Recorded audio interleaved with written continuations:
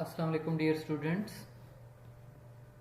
My name is Khurram Dad and I am your tutor for the subject of English 3. This particular book, it has 3 course codes. It is also titled as 1425. इसको 1425 भी कहते हैं. It is also titled as 9409. जब मतलब कि BA level पे पढ़ाई जाएगी तो इसका कोर्स कोड जो है वो 1425 है. बीएस लेवल पे इसका कोर्स कोड जो है वो 9409 है. और यही किताब एमए लेवल पे भी मतलब कि बैंकिंग और टेलीकॉम इन लोगों को पढ़ाई जाती है. ठीक है, तो एमबीए वालों को तो इसमें जो है वो इसका कोर्स कोड 8504 है. ठीक है, तो टेक्निकल इंग्लिश जो है इसमें you will learn a lot कि आप इसमें काफ़ी कुछ आपको सीखने को मिलेगा. और you will learn a lot about technical writing के मतलब कि बेसिकली टेक्निकल राइटिंग की जब हम मतलब कि बात करते हैं तो वी मीन कि जनाब टेक्निकल राइटिंग जो है एक वो स्पेसिफिक फील्ड की राइटिंग होती है. ठीक है, कि आप देखें ना कि मेडिकल वाले जो हैं जो उनकी राइटिंग होती है उसका एक अपनी वोकेबलरी होती है, डिफरेंट नेचर की उसकी मतलब कि वोकेबलरी है. ठीक है, जो लोग इंजीनियरिंग कर रहे होते हैं, ठीक है, तो उनकी अपनी टर्म्स वहाँ पे होती हैं, उनके अपनी जो है वो एक वोकेबलरी होती है जो कि थोड़ी डिफरेंट नेचर की होती है जिसको हम आम लोग जो है वो नहीं समझ सकते. ठीक है, तो इस चीज़ को हम कहते हैं टेक्निकल राइटिंग. ठीक है, ये जो चीज़ है इसको हम क्या कहते हैं, इसको हम कहते हैं टेक्निकल राइटिंग. तो यूनिट नंबर 1 जो है इसका जो इस वक्त आपको स्क्रीन पे नज़र आ रहा होगा, it is introduction to technical communication. इसमें आपको जो है वो टेक्निकल कम्युनिकेशन या कि टेक्निकल राइटिंग जो है उसका इंट्रो दिया जाएगा, उसकी डेफिनेशन, उसकी अहमियत जो है उसके बारे में आपको बताया जाएगा. इस यूनिट को डॉक्टर शमीम अली ने लिखा है और रिव्यू किया है मिस फराह सईद ने. ठीक है, टेबल ऑफ कंटेंट्स हैं ये इसके, अगर आप देखें तो अच्छा ये हेडिंग्स जो हैं इनको भी आप ज़रा नज़र मार लें. ठीक है, कि ये जो हेडिंग्स हैं जैसे ये 1 है, ठीक है, तो ये लेवल 1 की हेडिंग है. लेवल 1 से मुराद ये है कि ये मेन हेडिंग है. अब जो 1.1 आ गया, ठीक है, 1.1 का मतलब ये है कि ये इसका मेन तो जो है वो मतलब कि बेसिक कॉन्सेप्ट है, लेकिन ये उसकी सब हेडिंग है. ठीक है, मेन हेडिंग ये वाली 1 वाली है और ये 1.1, 1.2, 1.3, 1.4 और 1.5 इसकी सब हेडिंग्स हैं. ये इसकी अम्ब्रेला के अंदर आती हैं. ठीक है, अब आप देखें तो 1.5 जो है उसकी आगे मजीद सब हेडिंग्स हैं, 1.51, 1.52, 1.53, 1.54. ठीक है, यहाँ से बेसिकली मुझे आगाज़ नहीं करना चाहिए था, लेकिन ये चूँकि चीज़ जो है वो सामने आ गई तो ये भी टेक्निकल राइटिंग का एक हिस्सा होती है. तो मैंने कहा कि आपको जो है वो इसका कॉन्सेप्ट भी साथ साथ में मतलब के दे दूँ. तो ये जो 1 है ये it is called level 1 heading. ठीक है, इसको मैं साथ लिख भी देता हूँ ताकि इसको समझ लें आप. ठीक है, it is called level 1 heading. और ये 1.1 जो है it is called level 2 heading. ठीक है, ये सब हेडिंग है. और ये 1.51 जो है कि 1.5 जो है उसकी मज़ीद जो चीज़ें डिस्कस की गई हैं, it is called level 3 heading. ठीक है, तो ये 3 लेवल्स हैं जो कि यहाँ पे अब आप जो है वो इसके अंदर मज़ीद लेवल 4 पे भी जा सकते हैं, लेकिन यूजुअली जो है वो लोग ऐसे लेवल 3 से आगे नहीं जाते. ठीक है, तो इंशाल्लाह you will understand and you will learn a lot of things कि आपको बेताशा चीज़ें जो हैं वो इसमें सीखने को और देखने को मिलेंगी. ठीक है, तो फर्स्ट ऑफ ऑल जी हम इसकी डेफिनेशन पे आते हैं. ये इसका पेज नंबर 1 है बुक का. बुक्स अगर आपके पास नहीं है तो काइंडली जो है वो डाउनलोड कर लें इसको. First of all we have definition of technical writing. Technical writing होती क्या है, तो टेक्निकल राइटिंग की डेफिनेशन यहाँ पे जो है जो बुक के अंदर लिखी गई है, it is writing that aims to get the work done to change people by changing their way they do things, ठीक है। बेसिकली बेटा टेक्निकल कम्युनिकेशन जो है ये दो इदारों के बीच में जो है मतलब कम्युनिकेशन जो है, या मतलब गवर्नमेंटल ऑर्गेनाइजेशंस या गवर्नमेंट के जो दो इदारे हैं या दो जो मतलब के बिजनेसमैन हैं, वो जो उनके बीच में जितनी भी कम्युनिकेशन होती है वो यूजली रिटन फॉर्म में होती है, ओरल फॉर्म में यानी कि स्पोकन फॉर्म में ये कम्युनिकेशन नहीं होती। तो इसको जो है वो हम टेक्निकल राइटिंग बोलते हैं, ठीक है। तो टेक्निकल कम्युनिकेशन जो है, अगर आप इसकी डेफिनेशन देखें तो उसने आगाज़ कहाँ से की है, उसने आगाज़ की है राइटिंग से, ठीक है। इट इज़ राइटिंग, तो हमें ये पता चल गया कि टेक्निकल कम्युनिकेशन जो है इट इज़ नॉट औरल, कि ये जो अल्फाज में आमने सामने बैठकर जो गुफ्तगू होती है वो टेक्निकल कम्युनिकेशन नहीं कहलाती, बल्कि टेक्निकल कम्युनिकेशन जो होगी it is always in writing form, ये हमेशा राइटिंग की फॉर्म में है। और ये राइटिंग की फॉर्म में इस वजह से होती है ताकि रिकॉर्ड रहे, क्योंकि जो भी कम्युनिकेशन बिटवीन दी ऑर्गेनाइजेशंस होती है उसका रिकॉर्ड रखना बहुत ज़रूरी होता है, ठीक है। तो रिकॉर्ड रखने के लिए जो मतलब कम्युनिकेशन है इट इज़ टेक्निकल कम्युनिकेशन, वो हमेशा रिटन फॉर्म में की जाती है, उसको ओरल फॉर्म में नहीं किया जाता, ठीक है। दूसरी बात ये होती है कि ऑर्गेनाइजेशंस जो होती हैं या जो इदारे हैं या जो डिफरेंट कंपनीज़ हैं, उनकी आपस में जो ऑर्गेनाइजेशन जो आपस में कम्युनिकेशन है वो होती ही रिटन फॉर्म में। मतलब कि टेलीफोनिक अगर बात हो भी सही कोई, तो उस बात को भी इन रिटन जो है वो दोबारा कन्वे किया जाता है for the sake of record keeping and in order to avoid confusion and misunderstanding, ठीक है। दूसरी बात इससे रिलेटेड ये है कि जनाब ओरल कम्युनिकेशन या मतलब कि वर्बल कम्युनिकेशन जो है कि अल्फाज में बातें क्यों नहीं करते दो इदारे या दो बिजनेसमैन आपस में, उसकी रीज़न ये है कि उसको डॉक्यूमेंट करना यानी कि उसका रिकॉर्ड रखना बहुत मुश्किल होता है। कि लेट्स सपोज कि आपने जो है वो ज़बानी कलामी गुफ्तगू जो है उसका अगर आपने रिकॉर्डिंग उसकी कर भी ली है तो recording is not enough, recording गुम जाती है। तो रिकॉर्डिंग को उसके बाद आपको क्या करना पड़ेगा, ट्रांसक्राइब यानी कि अल्फाज की फॉर्म में पेपर के ऊपर लिखना पड़ेगा। तो बजाय इसके कि आप पहले दो लोगों को गुफ्तगू करने दें, उसके बाद उनकी गुफ्तगू की रिकॉर्डिंग प्लेबैक करें और फिर एक बंदा जो है वो उसको बैठ कर लिखे और फिर एक बंदा उसको मैच करे कि इसमें कोई गलती नहीं हुई, तो इसमें तो बहुत ज़्यादा वक्त और बहुत ज़्यादा एनर्जी जो है वो ज़ाया होती है और उसके ऊपर ख़र्चा भी आता है। तो इस चीज़ को अवॉइड करने के लिए सिरे से जो टेक्निकल कम्युनिकेशन है it is done in the written form, ठीक है। इसको जो है वो ओरल फॉर्म में किया ही नहीं जाता, ठीक है।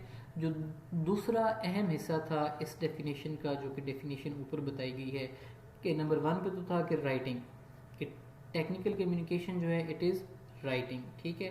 जो दूसरा हिस्सा है it aims to get the work done to change people by changing the way they do things, कि ये जो टेक्निकल कम्युनिकेशन होती है इसका मकसद क्या होता है, इसका मकसद होता है चीज़ों को सर अंजाम देना, काम करना, टू चेंज पीपल। अब आप लोगों को कैसे चेंज करते हैं, लोगों को आप चेंज करते हैं जब आप उनको एक ऐसी इंफॉर्मेशन देते हैं जो कि उनके पास नहीं है, जब आप उनको कोई न्यू इन्फॉर्मेशन मुहैया करते हैं जो कि ऑलरेडी उनके पास नहीं है, तो आप उनकी परसेप्शन को, उनकी सोच को, उनके एटीट्यूड के ऊपर असरअंदाज होते हैं और आप उसको चेंज करते हैं। दूसरी चीज़ ये कि आप उनको मतलब के टेक्निकल कम्युनिकेशन के ज़रिए अपनी या उनकी जो राय है उस राय को बदलने पे और उस राय को अपने हक में लाने के लिए मजबूर करते हैं लोगों को, ठीक है। इसकी बेतहाशा एग्जांपल्स हैं। फॉर एग्जांपल ये पिछले दिनों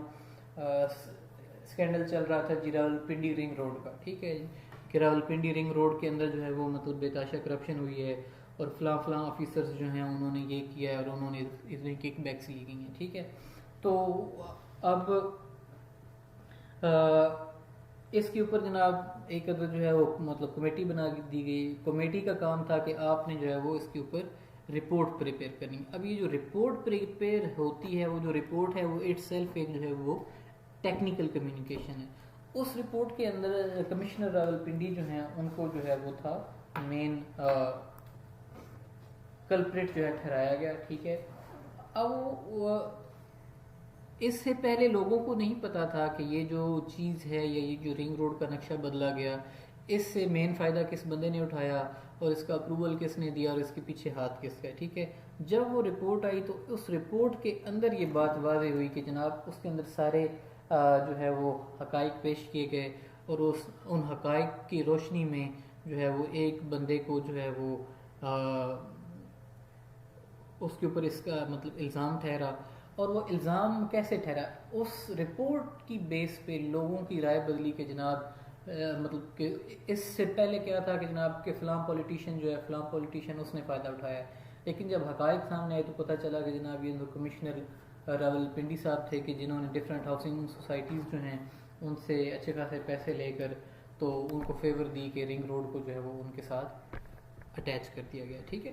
तो ये टेक्निकल कम्युनिकेशन जो है ये लोगों को कन्विंस करती है, लोगों की जो राय है वो मतलब कि बदलती है और लोगों से फेवर जो है वो हासिल की जाती हैं टेक्निकल कम्युनिकेशन के ज़रिए लोगों को मतलब कन्विंस करने के बाद, ठीक है। इसके बाद हमें कुछ जो है वो थॉट पैटर्न के बारे में बताया गया है कि सोच जो होती है वो टेक्निकल कम्युनिकेशन पे माशरती सोच जो है वो टेक्निकल कम्युनिकेशन के ऊपर जो है वो बहुत ज़्यादा असरअंदाज होती है, ठीक है। कि फॉर एग्जांपल यूएस जो है यानी कि अमेरिकी जो है उनकी जो सोचने का अंदाज़ है, उनके सोचने का अंदाज़ साइंटिफिक है।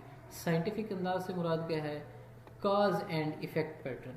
ये तो आपने इंग्लिश 1 में पढ़ा है, ठीक है, जो 9407 का या फिर 1423 का कोर्स है आपका, उसमें काज एंड इफ़ेक्ट आपने पढ़ा। तो अमेरिकी जो है उनकी सोच जो है या उनके सोचने का जो अंदाज़ है वो चीज़ों की वजूहात ढूंढते हैं, वो वजूहात और असरात जो हैं उसके हवाले से उनकी सोच है। या फिर दूसरी उनकी सोच ये है प्रॉब्लम सॉल्विंग मेथड, कि वो मसाइल जो हैं उनका हल तलाश करते हैं कि मसले को हल कैसे किया जाए। फॉर एग्जांपल हमारे यहाँ आप देखें कि एग्रीकल्चर का काम कितना मुश्किल है। अब लोग जो है वो एग्रीकल्चर की फील्ड में मजदूरी करने से कतराते हैं, ठीक है। अब वहाँ पे जब उनको ये मसाइल आते हैं तो वो अपनी सोच को उन्होंने चेंज किया। उन्होंने कहा कि भाई मसला है, ठीक है, अब हमें सिर्फ यही नहीं सोचते रहना कि ये मसला उजागर हो रहा है, बल्कि हमने इस मसले को हल करना है। तो उन्होंने अब आप देखें कि वो हर चीज़ का जो है वो रिपोर्ट बनाते जा रहे हैं। इवन के सब्जियां तोड़ने के लिए, फ्रूट्स तोड़ने के लिए उन्होंने जो है वो रोबोट्स बना लिए हैं। काश्तकारी करने के लिए, बीज बोने के लिए रोबोट बना लिए हैं उन्होंने। तो वो हर चीज़ का जो है वो मसले का हल सोचते हैं। इसके बरक्स जो है वो चाइनीज़ सोच के बारे में हमें बताया गया कि उनकी जो सोच है वो ये है कि वो जो इंडिविजुअल है या जो एक शख्स है उसको अहमियत नहीं देते, बल्कि वो ऑन द होल एक पूरा मुआशरा जो है वो उसको अहमियत देते हैं। और वो ये समझते हैं कि एक इंडिविजुअल जो है वो मुआशरे को तब्दील नहीं कर सकता, ठीक है। तो ये कुछ थोड़ा सा सोच के बारे में आपको मतलब कि बताया गया है, ठीक है। तो अमरीकी जो हैं जिन्होंने ये मतलब कि टेक्निकल कम्युनिकेशन इन्वेंट की है, उनका जो बेसिक पर्पस है या बेसिक जो मकसद है वो ये कहते हैं कि भाई जब कभी भी आप जो है वो फॉर्मल यानी कि जो रस्मी माहौल होता है, यानी कि बिजनेस का माहौल जो है या जो मतलब गवर्नमेंट का या गवर्नमेंट के इदारों का जो माहौल है, उसके अंदर जब कभी भी आपने गुफ्तगू करनी है तो आप जो है वो आए बाएं शाएं ना करें। आए बाएं शाएं से क्या मुराद है कि आप जो है वो इधर उधर की बातें ना छोड़ें, बल्कि वो ये कहते हैं कि जनाब के that the direct method is best, कि जो सबसे अच्छा तरीक़ाकार है वो ये है कि आप सीधी बात करें। काज यानी कि वजूहात क्या हैं, उसके असरात क्या हैं और इस मसले को हल कैसे किया जा सकता है, या फिर अगर मसला है तो उस मसले का हल क्या है वो बयान करें। ये ना करें कि जनाब ये हो गया तो वो हो गया तो ये हो गया, इस चीज़ से कोई फ़र्क नहीं पड़ता। तो ये कहते हैं कि स्टेट द मेन पॉइंट, कि सीधी सीधी बात करें और जितने मतलब कि कम से कम अल्फाज में आप मतलब कि बात कर सकते हैं उतने कम से कम अल्फाज में आप अपनी बात जो है उसको कन्वे करें और उस बात को सपोर्ट करें with the help of the facts, कि उसके पीछे हकायक रखें। जैसे मैंने आपको ऊपर जिक्र किया कि ये अपने कमिश्नर जो रावलपिंडी हैं उनके ऊपर वो जो इल्ज़ाम लगा कि आपने रावलपिंडी रिंग रोड जो है उसका नक्शा चेंज किया, ठीक है।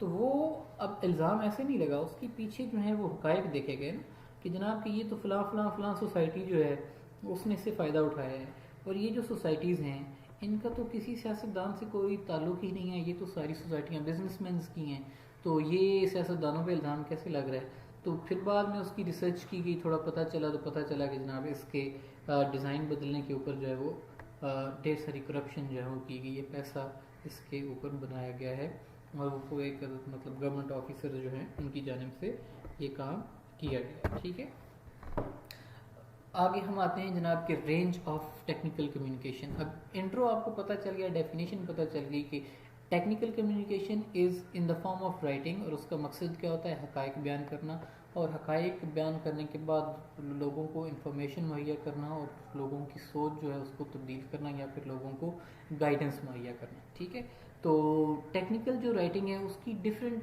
टाइप्स हैं। डिफरेंट टाइप्स में क्या क्या आता है, नंबर 1 पे एनुअल रिपोर्ट। एनुअल रिपोर्ट से मुराद क्या होता है कि जो कंपनियां होती हैं जो कि बिजनेस करती हैं वो हर साल अपनी सालाना कारकर्दगी के ऊपर एक जो है वो रिपोर्ट लिखती हैं, उसको हम कहते हैं एनुअल रिपोर्ट। तो ये जो एनुअल रिपोर्ट है it is called technical writing. इसके अलावा किताबें भी हो सकती हैं टेक्निकल राइटिंग पे मुश्तमिल। ठीक है, किताबों से मुराद ये है कि जो स्पेसिफिक फील्ड की किताबें हैं, फॉर एग्जांपल आप अगर कोई मेडिकल की किताब उठा लें, एनाटॉमी पे आप अगर कोई किताब उठा लें, तो उसमें इतनी डिफ़िकल्ट किस्म की टर्म्स होंगी कि हमें उसकी समझ ही नहीं आएगी। फॉर एग्जांपल लॉ की आप कोई किताब उठा लें, या अगर आप कोई मतलब कि कानूनी जजमेंट जो है उसको आप उठा लें, तो उसमें इस किस्म की टेक्निकल टर्म्स यूज़ की गई होती हैं कि जिनका हमें नहीं पता होता। ठीक है, तो ये जो किताबें हैं जो कि डिफरेंट वेरियस फील्ड्स के साथ रिलेटेड होती हैं वो टेक्निकल कम्युनिकेशन में आती हैं।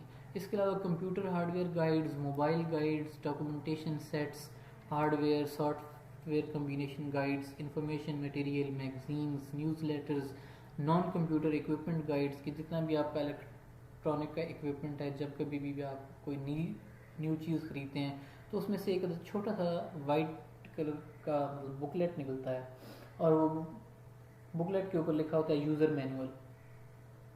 वो जो यूज़र मैनुअल है वो जो है ये it is also form of technical writing. इसके अलावा ऑर्गेनाइजेशनल मटेरियल यानी कि इदारों के मैनुअल जो हैं वो, प्रमोशनल मटेरियल यानी कि इश्तिहारात जो आते हैं वो, ये सब टेक्निकल राइटिंग का हिस्सा है।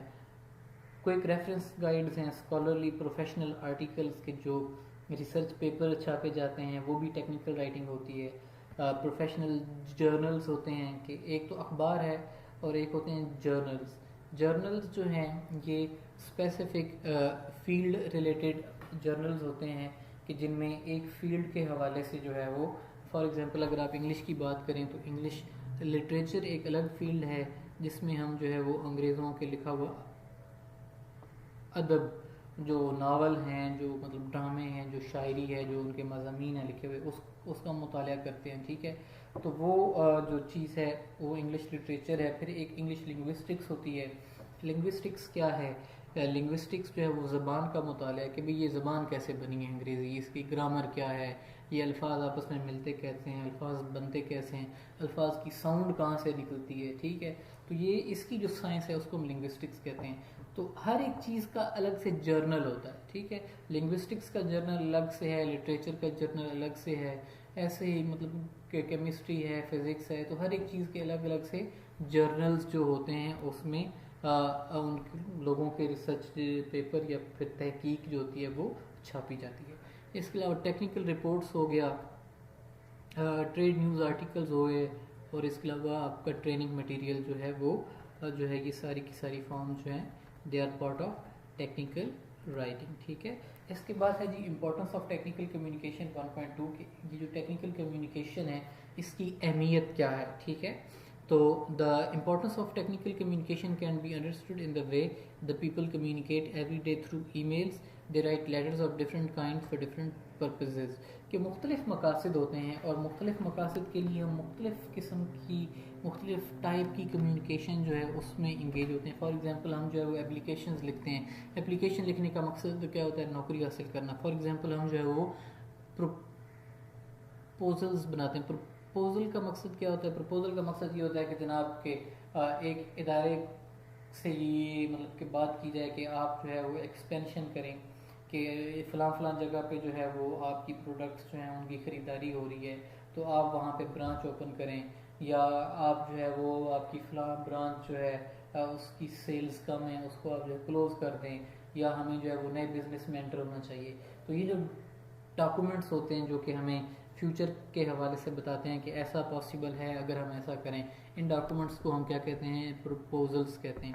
इसके अलावा जो एग्रीमेंट साइन किए जाते हैं दो इदारों के बीच में, दो गवर्नमेंट्स के बीच में, वो सारे टेक्निकल राइटिंग। तो ये जो टेक्निकल राइटिंग है इसकी अहमियत जो है वो बहुत ज़्यादा है, ठीक है। और टेक्निकल राइटिंग एक्सपर्ट्स जो हैं वो आपको जो है वो ऐसा रगड़ा देते हैं कि आप जो है वो फॉर एग्जांपल जो इंडिया और पाकिस्तान का जो सिंध तास्क का मतलब मुआहदा है ना, ठीक है, उसमें सिर्फ जो उनका इंडियंस का टेक्निकल राइटर था उसने एक वर्ड ऐड कर दिया, ठीक है, और वो एक वर्ड जो है उसकी वजह से हमारा पूरा क्लेम ही ख़त्म हो गया इंडस के ऊपर ना, ठीक है। कि उसने ये कहा कि जनाब के इंडिया जो है वो जो सरप्लस पानी है, यानी कि जो हमारी ज़रूरत से ज़्यादा का पानी है उसका रास्ता नहीं रोकेगा। अब वो एक सरप्लस का जो वर्ड है, वो एक वर्ड जो है उसने बेड़ा गर्क कर दिया। अब वो ये कहते हैं कि ये जो पानी दरिया में आ रहा है ये सरप्लस नहीं है, ये हमारी ज़रूरत है। अगर ये फालतू होता तो हम आपको दे देते हैं मायदे में सरप्लस का, यानी कि फ्लोइंग वाटर का जो है वो लिखा हुआ है कि जनाब जो फालतू पानी होगा वो हम आपको देंगे।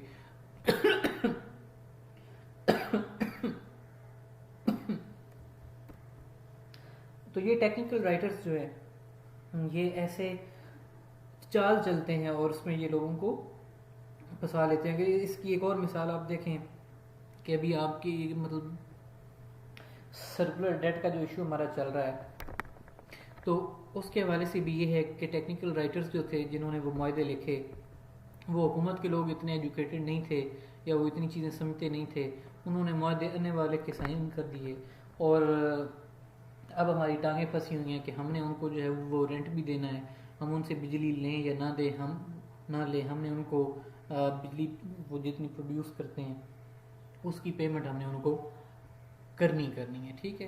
तो ये जो चीज़ें हैं यहाँ से आपको पता चलता है कि ये टेक्निकल राइटिंग है इसकी अहमियत कितनी ज़्यादा है, ठीक है। टेक्निकल राइटिंग को डिफरेंट ऑक्यूपेशनल फील्ड्स के अंदर इस्तेमाल किया जाता है। फॉर एग्जांपल जो लैंग्वेज है, ये जिस लैंग्वेज में मतलब के डॉक्टर्स बात करते हैं वो it is the technical language of medical field. जिस लैंग्वेज में ये जो टर्म्स जो हैं वो इंजीनियर्स इस्तेमाल करते हैं, it is technical writing of engineering field. जिस लैंग्वेज में लॉयर्स बात करते हैं it is called the technical language of law, ठीक है। ये मैं आपको एक जनरल एग्जांपल दे रहा हूँ समझाने के लिए, ठीक है। लेकिन पाकिस्तान में इस चीज़ पे कोई इतना ज़्यादा काम नहीं हुआ, अब आके इस पे काम शुरू हो गया क्योंकि अब हमारे यहाँ सॉफ्टवेयर कंपनीज आ गई, फिल्म इंडस्ट्री में इसकी बहुत ज़्यादा ज़रूरत है, electronic media, print media, editors जितने हैं इनको ज़रूरत है। जैसे जैसे इंडस्ट्रियलाइजेशन होती हैं, जब कोई नई चीज़ बनती है, जब कोई नई इलेक्ट्रॉनिक मतलब के प्रोडक्ट बनती है तो उसके साथ उसका यूज़र मैनुअल लिखा जाता है। जब कभी भी आप कोई नया टीवी खरीदें, कोई लैपटॉप खरीदें, मोबाइल खरीदें, इवन कि आप जूसर खरीदें, तो उसके अंदर उसका यूज़र मैनुअल मौजूद होता है जिसमें गाइड जो है वो किया जाता है कि ये इसके पार्ट्स हैं, इस पार्ट का ये नाम है, इस पार्ट का ये नाम है, सबसे पहले आपने ये करना है, उसके बाद ये करना है, उसके बाद ये करना है। तो वो जो यूज़र मैनुअल लिखने वाला बंदा है he is called the technical writer. और वो अगर टेक्निकल राइटर अच्छे तरीके से आपको बात नहीं समझाएगा तो आप जो है वो प्रोडक्ट्स को अच्छे तरीके से इस्तेमाल नहीं कर पाएंगे। अगर आप इस्तेमाल नहीं कर पाएंगे तो आप उस कंपनी की प्रोडक्ट्स को नहीं खरीदेंगे। तो जितनी भी कंपनीज़ हैं उनके लिए टेक्निकल राइटर्स जो हैं वो बहुत ज़्यादा अहमियत रखते हैं, ठीक है। पर्टिकुलरली मतलब कि बैंकिंग की फील्ड में, टेलीकॉम इंडस्ट्री की फील्ड में, हर जगह पे जो है वो यूज़र गाइड्स और जो है वो रिपोर्ट्स और मतलब के ब्रोशर्स जो हैं ये चीज़ें लिखी जाती हैं और ये चीज़ें छापी जाती हैं। इसके बाद है जी इम्पैक्ट ऑफ टेक्निकल राइटिंग, के टेक्निकल राइटिंग के असरात क्या हैं। तो टेक्निकल राइटिंग जो है इसको इस्तेमाल किया जाता है कंज्यूमर्स और जो कंपनी है उसके दरमियान फासला जो है उसको रिड्यूस करने के लिए, उसको मैनेज करने के लिए, उसको कम करने के लिए टेक्निकल राइटिंग जो है इसका इस्तेमाल किया जाता है। जो टेक्निकल राइटर्स होते हैं वो यूज़र मैनुअल बनाते हैं और यूज़र मैनुअल के अंदर इंफॉर्मेशन जो है वो सादा से सादा अल्फाज के अंदर मतलब के कन्वे की जाती है टू दी पीपल।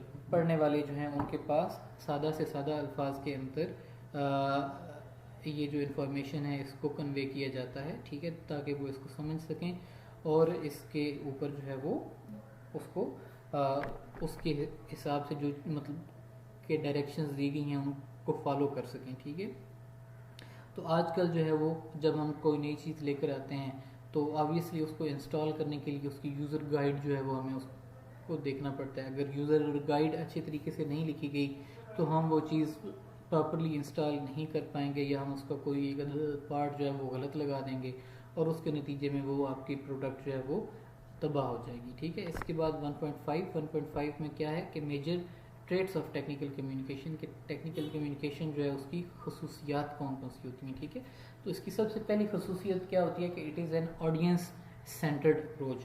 जब हम ऑडियंस सेंटर्ड अप्रोच की बात करते हैं तो इससे मुराद ये होती है कि हम उसमें आई की बात नहीं करते। जितने भी यूज़र मैनुअल्स हैं वो यू से शुरू होते हैं कि first of all you should open the package. After opening the package the first piece of equipment that you will come across is this, the second piece of equipment you will come across is this, you have to do this, you have to do this। तो इसमें जो audience centred approach से मुराद ये है कि technical communication में focus आपका किसके ऊपर होता है, यू के ऊपर, यानी कि रीडर के ऊपर होता है, ना कि राइटर के ऊपर होता है, ठीक है। इसके अलावा इसको सिंपल लैंग्वेज, सादा लैंग्वेज होनी चाहिए। आपके फ्लावरी या फिर रेट्रिकल किस्म के एक्सप्रेशन जो हैं, यानी कि मुश्किल किस्म के जो अल्फाज होते हैं उनको आपने इस्तेमाल नहीं करना, ठीक है।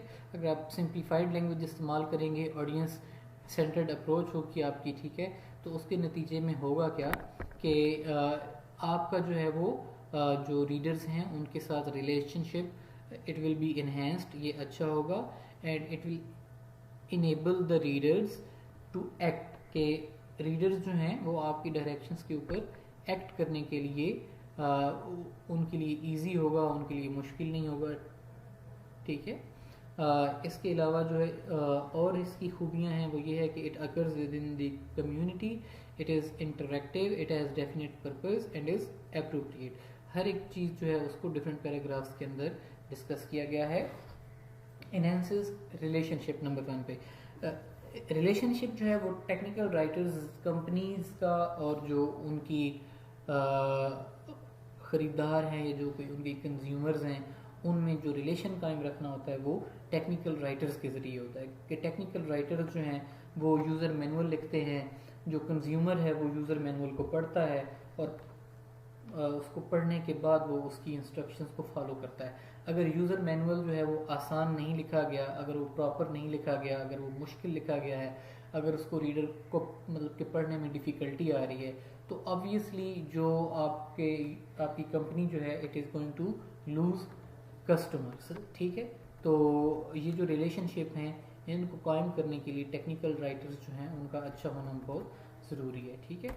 इसके अलावा टेक्निकल कम्युनिकेशन जो है it enables readers to act. कि टेक्निकल कम्युनिकेशन जो होती है ऑब्वियसली उसका मकसद होता है कोई ना कोई, ठीक है, और वो जो मकसद होता है वो मकसद मुकम्मल होना चाहिए टेक्निकल कम्युनिकेशन के बाद, ठीक है। मैसेज जो है वो बिल्कुल जो है वो साफ अंदाज में प्रिपेयर होना चाहिए। ये तो आप अगर जो है वो यूज़र मैनुअल के अंदर डिफ़िकल्ट वर्ड्स जो हैं वो यूज़ करेंगे तो वो आपके रीडर्स के लिए समझना मुश्किल होगा, तो that is why they will not be able to act upon it. तो टेक्निकल कम्युनिकेशन ऐसी लैंग्वेज के अंदर होनी चाहिए, ऐसी सिंपल लैंग्वेज हो कि एक आम आदमी जो है उसको ईजीली समझ सके। Technical communication occurs with in a community. कि टेक्निकल कम्युनिकेशन जो होती है वो एक अदद कम्युनिटी के अंदर होती है, ठीक है। फॉर एग्जांपल यहाँ पे एग्जांपल लिखिए कि बिजनेस कम्युनिटी जो है, बिजनेस कम्युनिटी जो होती है उनके अंदर एक टेक्निकल कम्युनिकेशन होगी कि वो अपनी एनुअल रिपोर्ट्स कंपनी की लिखेंगे, क्वार्टरली रिपोर्ट्स लिखेंगे। अब आप में से मेरे ख्याल से मतलब किसी बंदे ने किसी कंपनी की कोई एनुअल रिपोर्ट या मतलब के क्वार्टरली रिपोर्ट नहीं पढ़ी होगी। क्यों? क्योंकि आपका ताल्लुक बिजनेस कम्युनिटी से नहीं है। एजुकेशनल कम्युनिटी, आप जो है वो अभी छोटे लेवल पे हैं। जब आप थोड़े से बड़े हो जाएंगे, जब आप एमए करने के बाद एमफिल वगैरह पे जाएंगे, तो फिर आप जो है ना मतलब कि प्रॉपर एजुकेशनल कम्युनिटी उसका हिस्सा होंगे। तो हमें पता होता है कि जनाब के फलां यूनिवर्सिटी का फलां जर्नल है, वो अपना फलां डेट को छपेगा, उसके जो आर्टिकल हैं वो मैंने पढ़ने हैं, ठीक है। ऐसे लॉ कम्युनिटी है, उनकी एक अपनी टेक्निकल लैंग्वेज, उनके अपनी किताबें होती हैं और उनको पता है कि जनाब कौन सी किताब अच्छी है। ऐसे human resource community, medical community, political community, religious community, even कि आप देख लेंगे मजहबी किताबें जो हैं उनकी एक अपनी स्पेसिफिक लैंग्वेज होती है, ठीक है। तो हर एक जो मतलब कि कम्युनिटी है उसकी एक अपनी डिफरेंट टेक्निकल लैंग्वेज होती है, और ये जो टेक्निकल कम्युनिकेशन है उस कम्युनिटी के अंदर जो है वो पेश आती है, ठीक है। इसके अलावा technical communication is interactive. Interactive से क्या मुराद है? इंटरैक्टिव से मुराद ये है कि ये इंटरेक्शन होता है, कि it is not a one way process, कि हम ये कहें कि जनाब ये वन वे प्रोसेस होता है, तो नहीं, it is not a one way process, कि it is a two way process, कि ये इंटरेक्शन होना इसमें बहुत ज़रूरी है। कि आप जो है वो मतलब कि सेंडर हैं, आपने मैनुअल लिखा है, वो आपके रीडर्स के पास गया, रीडर्स ने उसको पढ़ा, फीडबैक देना ज़रूरी है कि रीडर जो है वो आपको फीडबैक दें कि अगर आपका यूज़र मैनुअल अच्छा है तो आपको बताया जाए, और अगर आपका यूज़र मैनुअल अच्छा नहीं है तो आपको बताया जाए कि जनाब ये अच्छा नहीं है, ठीक है। इसकी बेहतरीन एग्जांपल ये है कि जब कभी भी अगर आपका बैंक अकाउंट है तो आप फ़ोन करते हैं बैंकिंग अपना कंपनी को, तो वो आपसे जो आपका नुमाइंदा है जिसने आपसे बात की टेक्निकल कम्युनिकेशन की, उसके बारे में वो फीडबैक लेते हैं कि जी आपको ये नुमाइंदा जो है इससे बात करके अच्छा लगा या आपको बुरा लगा। या जब आप कभी भी मोबाइल हेल्पलाइन पे कॉल करते हैं तो वहाँ पे भी ये इशू होता है कि वो भी आपसे फीडबैक लेते हैं कि क्या आप हमारी सर्विसेज से सेटिस्फाइड हैं या फिर आप जो है वो अनसेटिस्फाइड हैं, ठीक है। इसके अलावा जनाब कि technical communication has a definite purpose, कि इसका एक ख़ास मकसद होता है कि अगर आप एप्लीकेशन लिख रहे हैं, टेक्निकल राइटिंग है वो, तो उसका मकसद ये है कि आप कहीं पे जॉब लेना चाहते हैं या आप छुट्टी लेना चाहते हैं या आप कोई मेडिकल फैसिलिटी लेना चाहते हैं। अगर आपने कोई रिपोर्ट लिखी है तो उसका एक ख़ास मकसद होता है कि आप अपने बिज़नेस को मतलब के लिए प्रमोट करना चाहते हैं या फिर आप कोई नई मतलब ब्रांच खोलना चाहते हैं। तो हर एक टेक्निकल कम्युनिकेशन जो है उसका एक मकसद है। फॉर मिसाल हमने दी यूज़र मैनुअल की, तो यूज़र मैनुअल का मकसद क्या होता है कि जो ख़रीदार हैं उनको गाइड करना कि इस चीज़ को कैसे यूज़ करना है, ठीक है। Technical communication is appropriate. Appropriateness जो है ये उसका एक बहुत बड़ी खूबी होती है टेक्निकल कम्युनिकेशन की, कि इसमें कल्चरल जो है वो इन अप्रोप्रिएटनेस जो है वो नहीं होती। अब ये अप्रोप्रिएट होना और कल्चरल इन अप्रोप्रिएट होना, इसकी एक मिसाल जो है वो बड़ी बेहतरीन मौजूद है। सर्फ एक्सेल का इश्तिहार तो आपने देखा होगा जिसमें वो ये कहते हैं कि दाग तो अच्छे होते हैं। अब ये जो दाग तो अच्छे होते हैं, जिस बंदे ने सर्फ एक्सेल का ऐड बनाया वो बेसिकली इंग्लिश था। तो अंग्रेज़ जो होते हैं ना, उनके नज़दीक आपके किरदार के ऊपर अगर कोई दाग लग भी जाए तो उससे कोई फ़र्क नहीं पड़ता, ठीक है। ये उनके कल्चर का हिस्सा है। या अगर इंडियंस हैं या हिंदू हैं तो वो ये कहते हैं इससे कोई फ़र्क नहीं पड़ता, ठीक है। आपका जो मतलब कि मौजूदा के बिहेवियर है वो ज़्यादा मैटर करता है।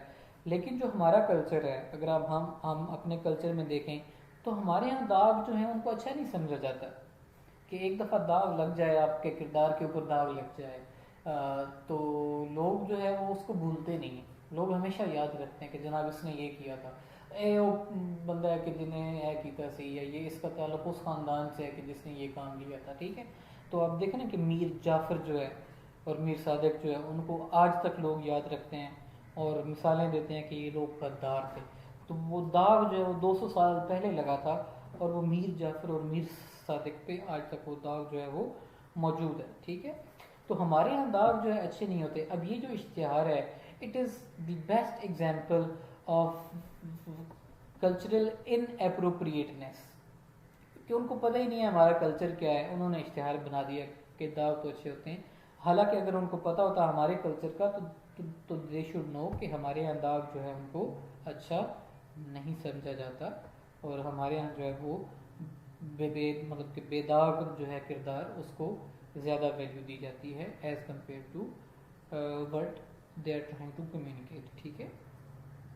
तो हर एक माशरा जो है उसकी एक अपनी नॉर्म्स, एक अपनी वैल्यूज़, एक अपनी रवायात होती हैं, और उन रवायात को का जब तक आपको नहीं पता तो आपको उस माशरे में टेक्निकल कम्युनिकेशन का किरदार अदा नहीं करना चाहिए। अब मैंने आपको बताया ना कि एडवर्टीजमेंट्स जो हैं वो भी टेक्निकल कम्युनिकेशन है। तो ये जो सर्फ एक्सेल का इश्तिहार है, it is a technical communication failure, ये फेलियर है टेक्निकल कम्युनिकेशन का और उस राइटर का कि जिसने वो इश्तिहार लिखा है, ठीक है। इसके बाद है जी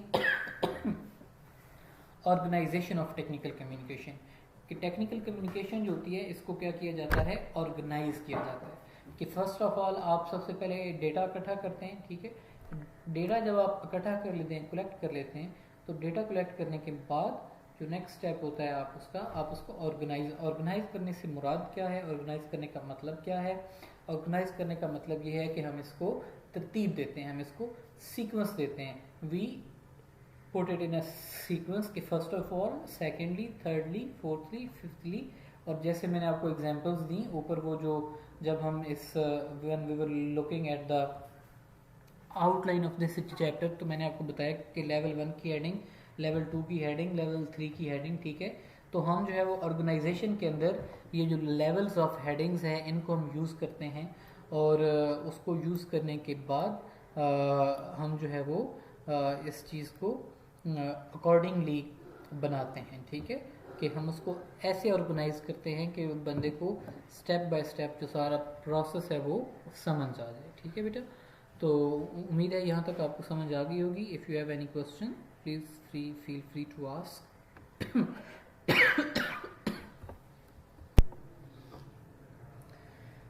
जी 1.6 है ग्लोबल एस्पेक्ट्स ऑफ कम्युनिकेशन। तो एज वी नो के we are living in period of मतलब ग्लोबलाइजेशन, के आजकल हम जिस दौर में रह रहे हैं इसको हम कहते हैं ग्लोबलाइजेशन का दौर, कि हर चीज़ जो है वो हर जगह पे अवेलेबल है।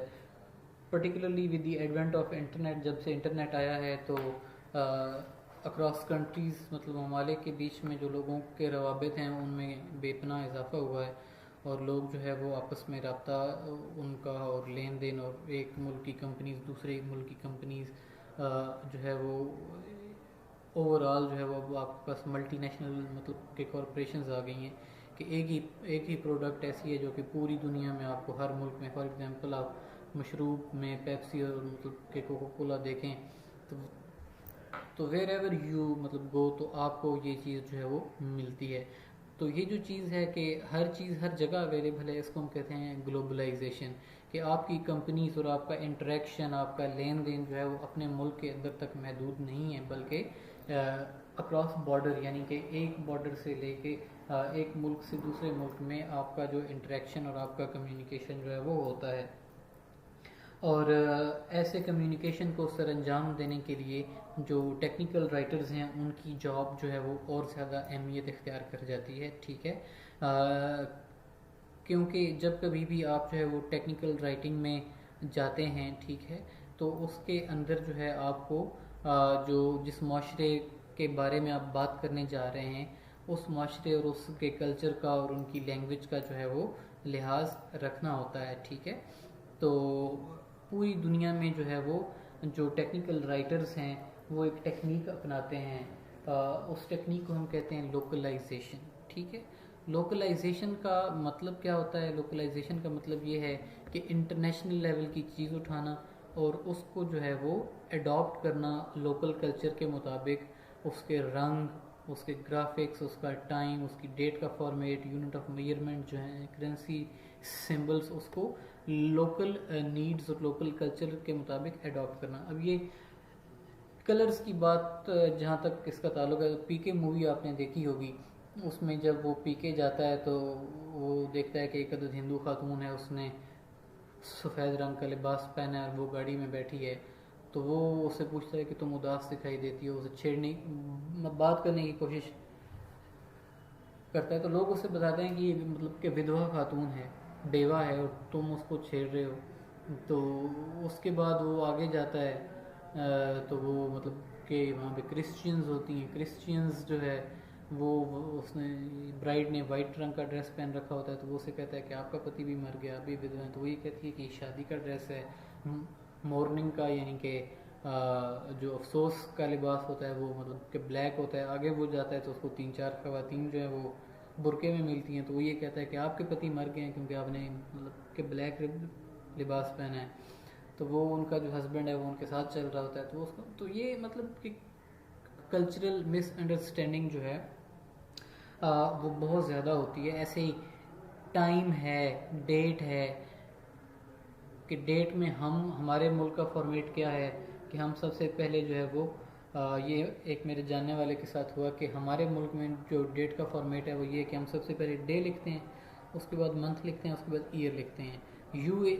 यूएई का उनका वर्क वीज़ा था, वो वहाँ से वापस आए, तो यूएई में जो है वो अमेरिकन फॉर्मेट अपनाया जाता है, और अमेरिकन फॉर्मेट ये है कि वो सबसे पहले मंथ लिखते हैं, फिर डेट लिखते हैं, और फिर जो है वो ईयर लिखते हैं। तो वो इसी कन्फ्यूजन के अंदर उनका वीज़ा जो था वो यहाँ पे एक्सपायर हो गया। जब उन्होंने एयरपोर्ट जाकर रब्ता किया तो उनको बताया गया कि भाई ये तो डेट जो है आपने गलत पढ़ी है, ठीक है। इसके बाद है जनाब के रेडिकल लोकलाइजेशन। रेडिकल लोकलाइजेशन करनी पड़ती है टेक्निकल राइटर्स को। टेक्निकल राइटर्स जो हैं फॉर एग्जांपल के अगर आप इंग्लिश लैंग्वेज की ही बात करें तो इसमें भी जो है वो स्टैंडर्ड लैंग्वेज नहीं है, बल्कि जो अंग्रेज़ हैं उनके स्पेलिंग्स मतलब कि ब्रिटिश इंग्लिश जो है उसमें स्पेलिंग और प्रोनाउंसिएशन जो है वो डिफरेंट है। अमेरिकन इंग्लिश जो है उसमें स्पेलिंग और प्रोनाउंसिएशन डिफरेंट है। इंडियन इंग्लिश की अगर आप बात करें तो उसमें स्पेलिंग्स और प्रोनाउंसिएशन जो हैं वो भी थोड़े डिफरेंट हैं। इसके अलावा करेंसीज़ हैं तो अमेरिकन करेंसी जो है वो मतलब के डॉलर है, ब्रिटिश करेंसी जो है वो पाउंड स्टर्लिंग है। मेजरमेंट्स जो हैं वो भी अलग हैं, पाउंड्स में कुछ मेजर करते हैं, कुछ मतलब के किलोज में मेजर करते हैं, कहीं जगह पे किलोमीटर यूज़ होता है, कहीं जगह पे माइल यूज़ होता है। हम अपना टेम्परेचर जो है वो डिग्री सेंटीग्रेड में मेजर करते हैं। अमेरिकन जो हैं वो टेम्परेचर अपना फ़ारेनहाइट में मेजर करते हैं, ठीक है।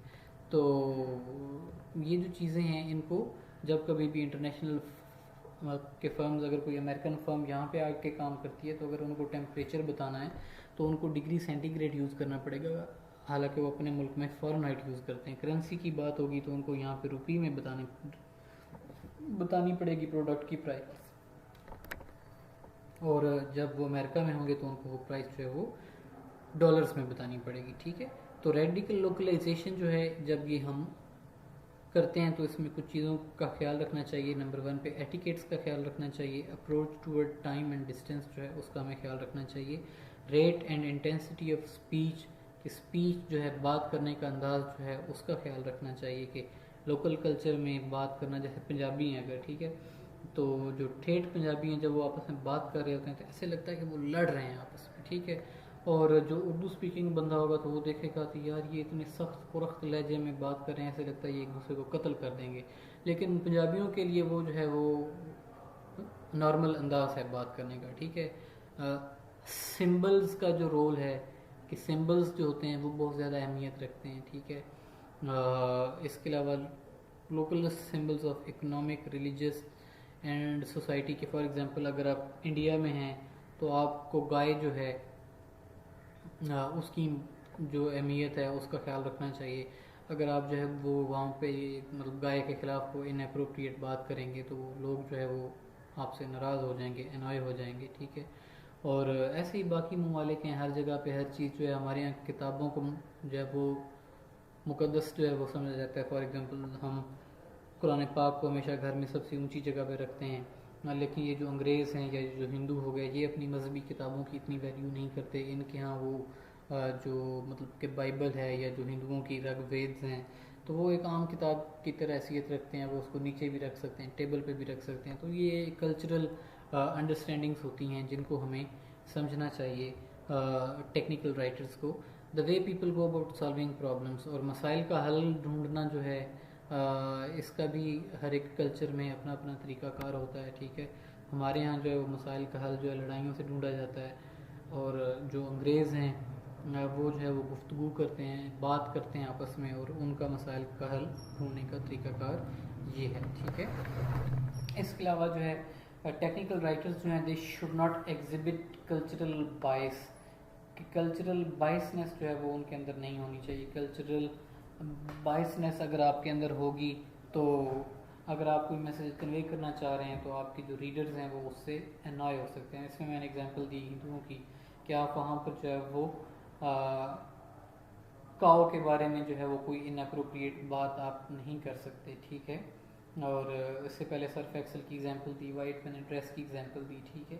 तो वो सारी चीज़ें जो हैं वो अगला मतलब जिस मुल्क में आप जो है वो भेजना चाह रहे हैं अपना यूज़र मैनुअल या जो कुछ भी है रिपोर्ट आप भेजना चाह रहे हैं तो उनके कल्चर का ख्याल आपको रखना चाहिए।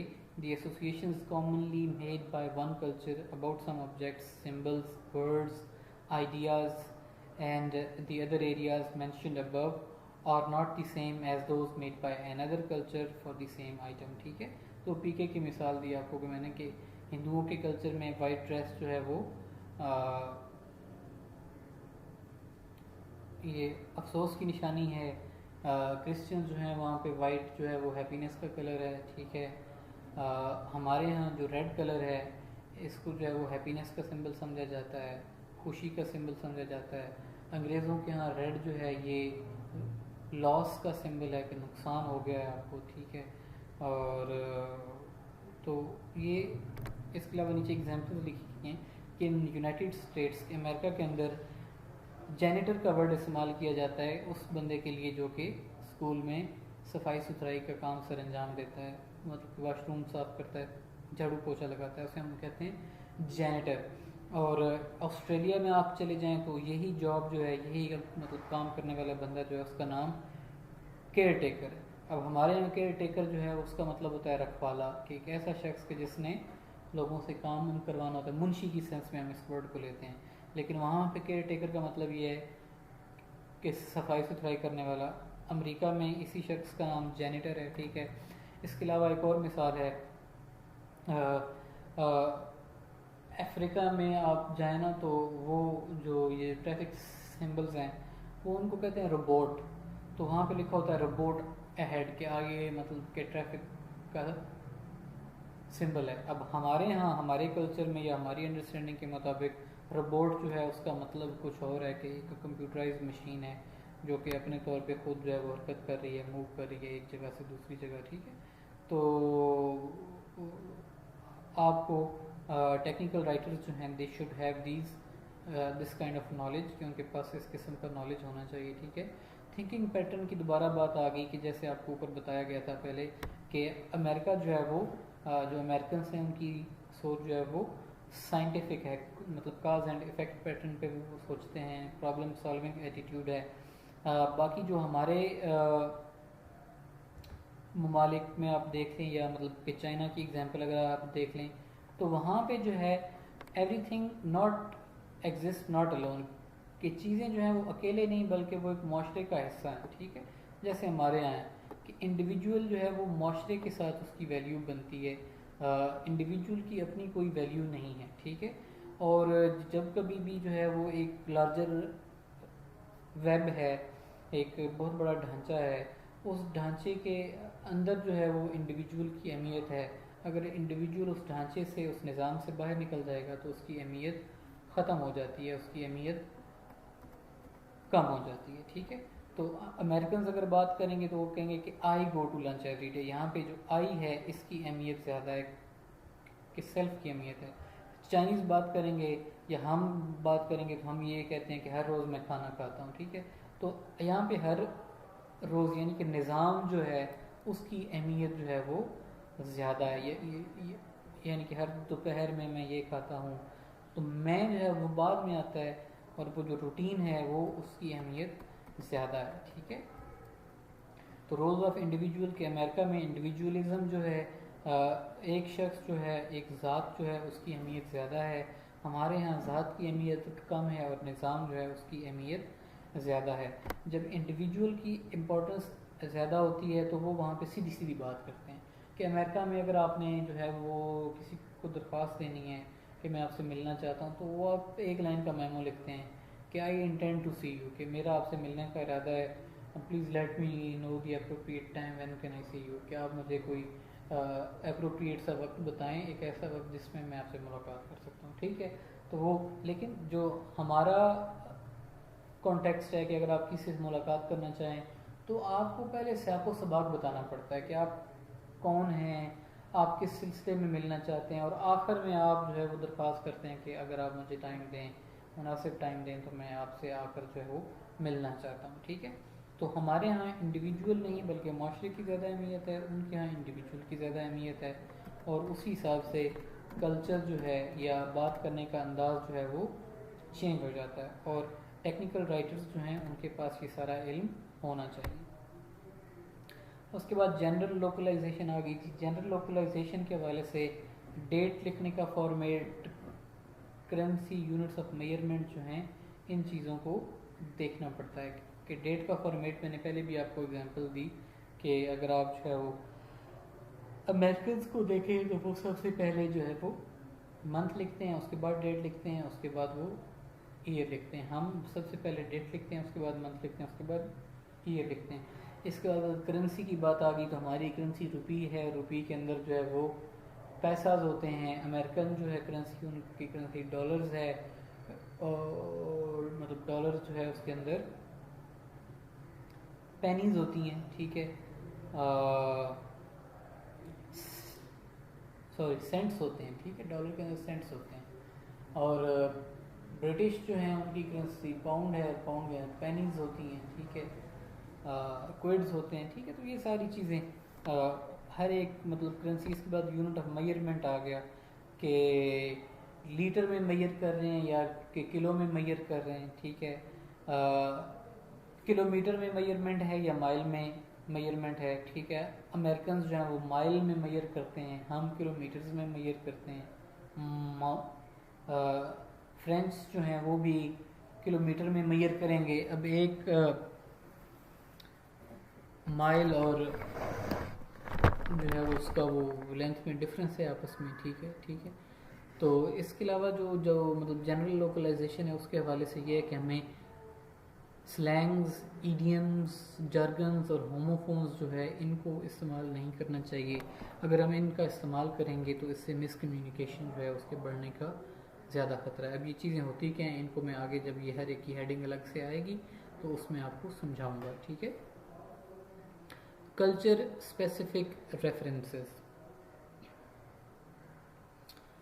Culture specific items are those that one uses every day to orientate oneself. These items are often so ingrained that they are invisible to people in the culture. They are just the way things are done, ठीक है। Time format की example आगे दोबारा, ठीक है, कि some countries they use month, date and year, the other countries they use date, month and year, ठीक है। तो अगर आपने कन्फ्यूजन को अवॉइड करना है तो you should not use this format के 01, 03, 20 जो है इसको आप you should not adopt this format, ठीक है। जो फॉर्मेट आपको अडॉप्ट करना चाहिए, you should write the month January 3, 2020। इसी वजह से आपसे कहा जाता है कि whenever you are writing an application और you are writing a letter, तो आपको ये फॉर्मेट जो है जिसमें मंथ का नाम हो, उसके बाद डेट हो और ईयर, इस फॉर्मेट को आप जो है वो फॉलो करें, ठीक है। After that we are going to talk about weights and measurements के in United States is one of the few countries that do not use metric system, के जिसमें मेट्रिक सिस्टम का इस्तेमाल नहीं किया जाता। Most of the world travels in kilometres, की जो दुनिया है ज़्यादातर वो अपने सफ़र को मेजर करती है किलोमीटर्स के। मैंने इतने किलोमीटर का सफ़र तय किया, मेजर्स इन ग्राम्स, और जो वेट है उसको ग्राम्स में, और जो लिक्विड है उसको लीटर्स में मेजर किया जाता है, ठीक है। और हॉट एंड कोल्ड यानी कि टेम्परेचर जो है उसको डिग्री सेल्सियस में मेजर किया जाता है। While it is easy to interpret those weights and measurements one is familiar with, if one is not, the number can be very difficult to translate into common experience. Change mile to kilometer, Fahrenheit to Celsius, कि American जो हैं उनको पता चलता है, उनको इस बात का इल्म है कि 1 घंटे के अंदर हम 60 मील का सफ़र तय कर सकते हैं, ठीक है।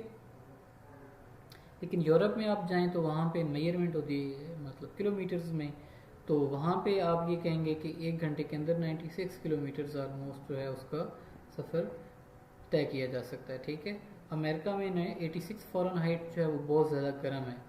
और फ्रांस में अगर आप बात करना चाहें तो इसी टेम्परेचर को हम 35 डिग्री सेंटीग्रेड कहेंगे, और हमारे यहाँ भी यही डिग्री सेंटीग्रेड जो है इसी सिस्टम को फॉलो किया जाता है, ठीक है। So switching between systems is difficult, one can help readers by performing the switch for them, ठीक है। तो लोगों के लिए, अब कोई अमेरिकन कंपनी है, उनकी अगर यूरोपियन ब्रांच है तो उनको डिस्टेंस को अगर मेजर करना है तो वो माइल्स में नहीं बल्कि किलोमीटर्स में करना पड़ेगा। टेम्परेचर को फ़ारेनहाइट में नहीं बल्कि डिग्री सेंटीग्रेड में करना पड़ेगा। और डेट का पैटर्न जो अमेरिकन का है उसको नहीं बल्कि यूरोपियन पैटर्न को फॉलो करना पड़ेगा, ठीक है। तो keeping in view all this we can understand कि टेक्निकल राइटिंग जो है वो एक बहुत ही अहम फील्ड है, और राइटर्स जो हैं, टेक्निकल राइटर्स जो हैं वो बहुत अहमियत रखते हैं, उनकी एक बहुत ही अहम जॉब होती है।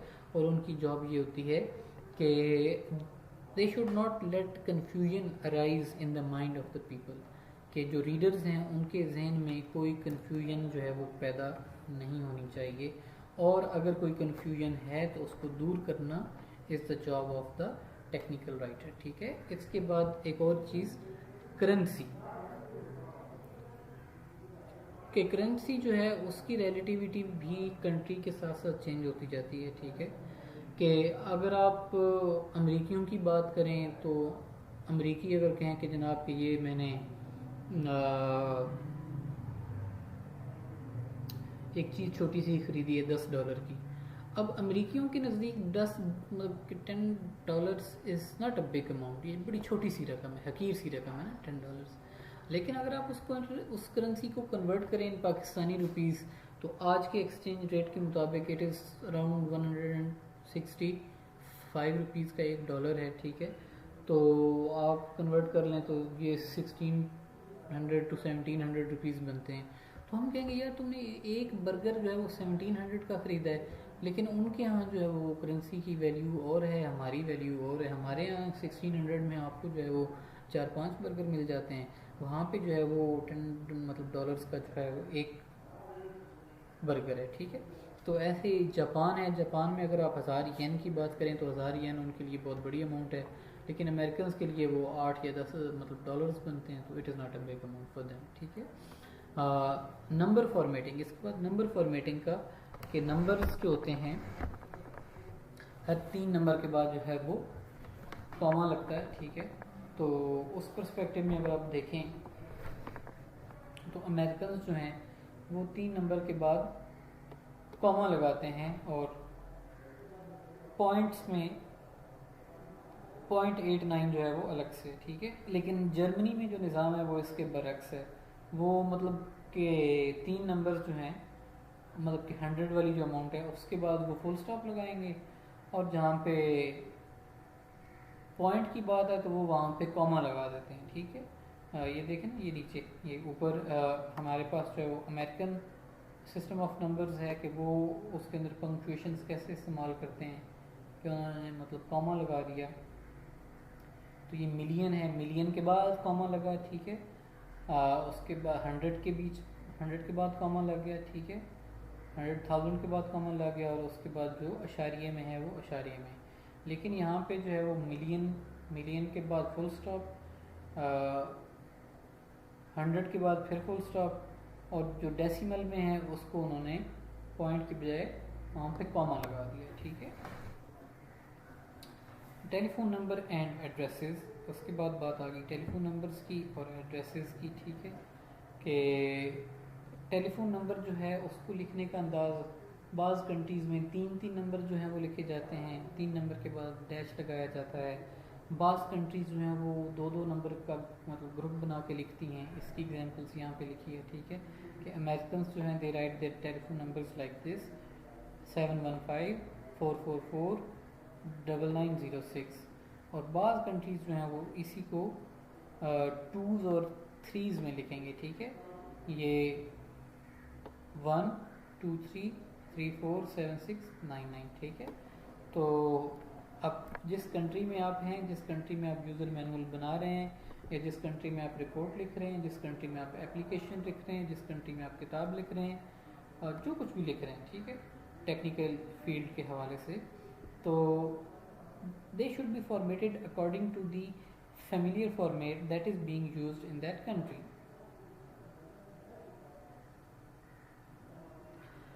अच्छा जी,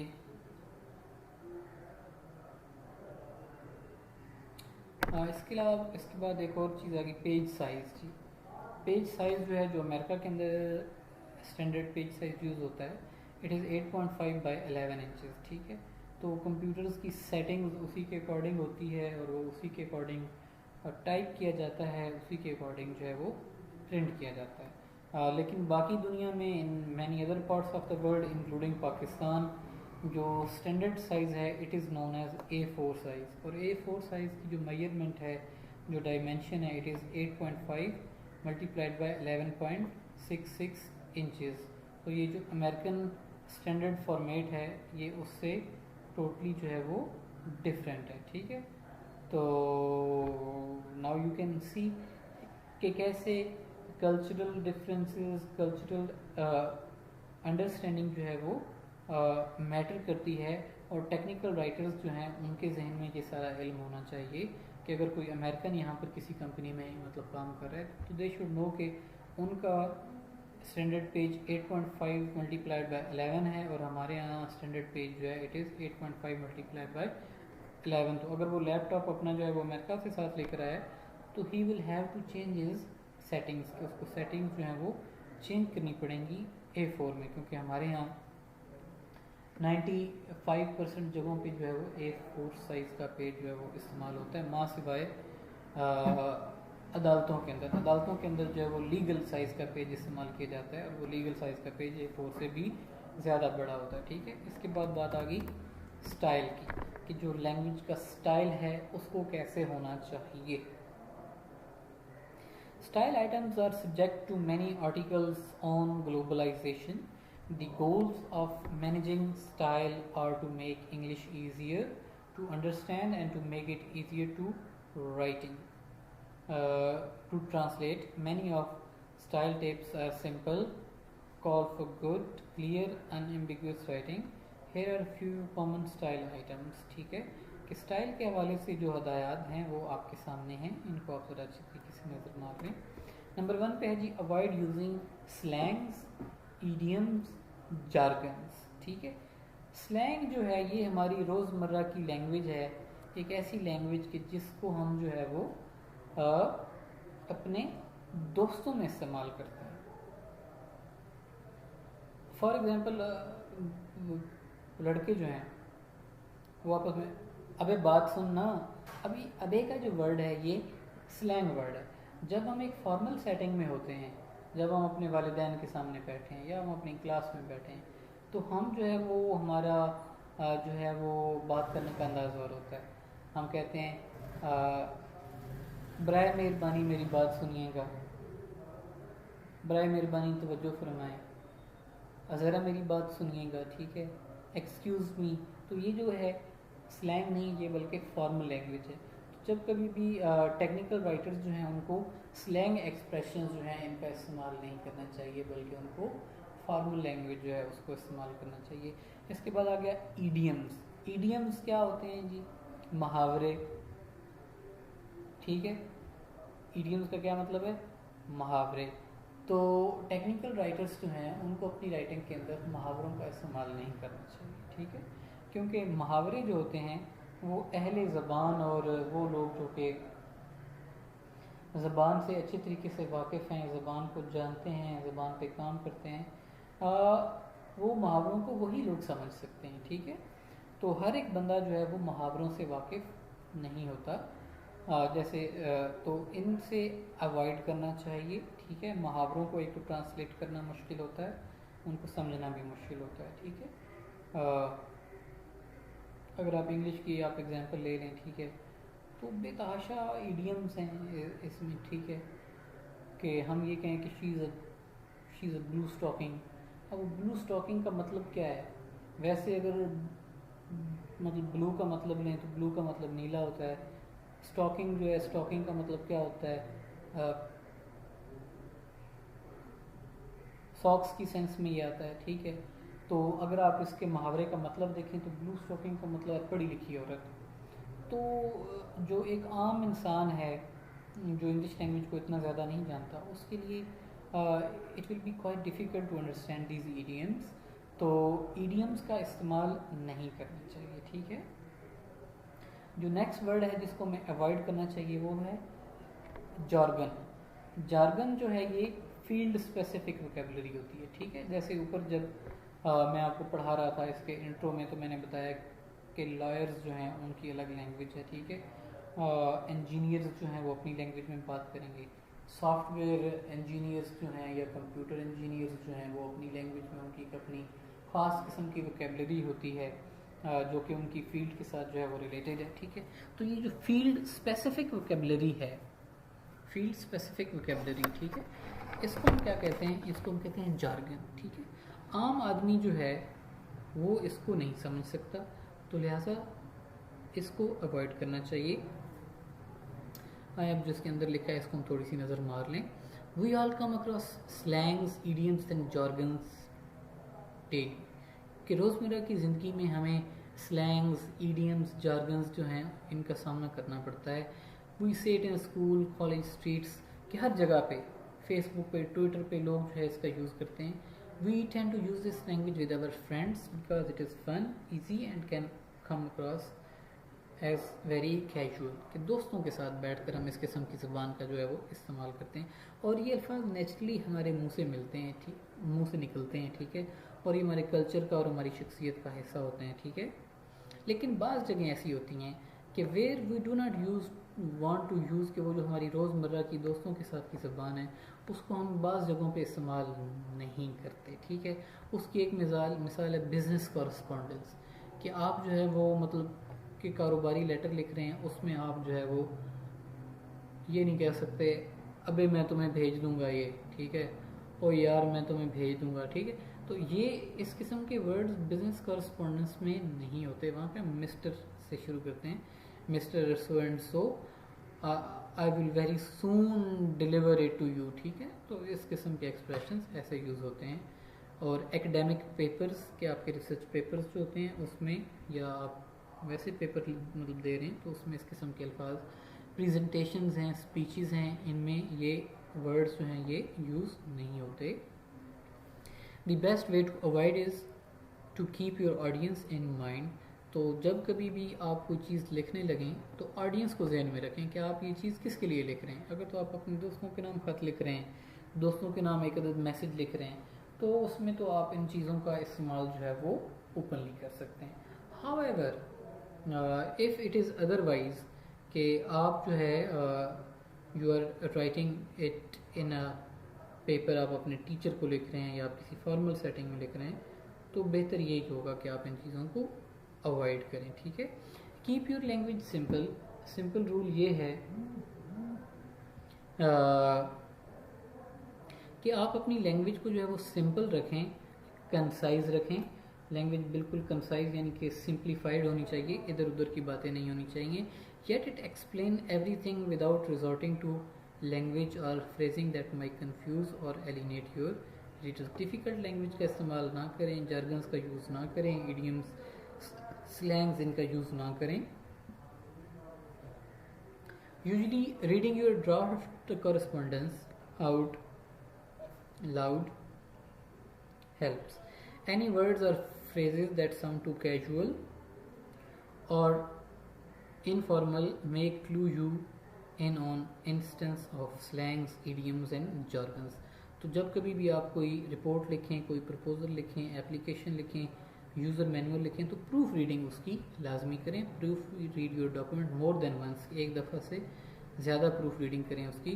proof read as though you are stranger to your correspondence. Make note of anything that seems unclear and strike out any possible slang, idiom और jargon। कि अगर इस किस्म की कोई चीज़ आपको नज़र आती है तो उसको वहाँ से डिलीट करें, रिमूव करें। Take time during the writing process, जब कभी आप लिख रहे हो तो वक्त लें, आराम सुकून से लिखें, ठीक है।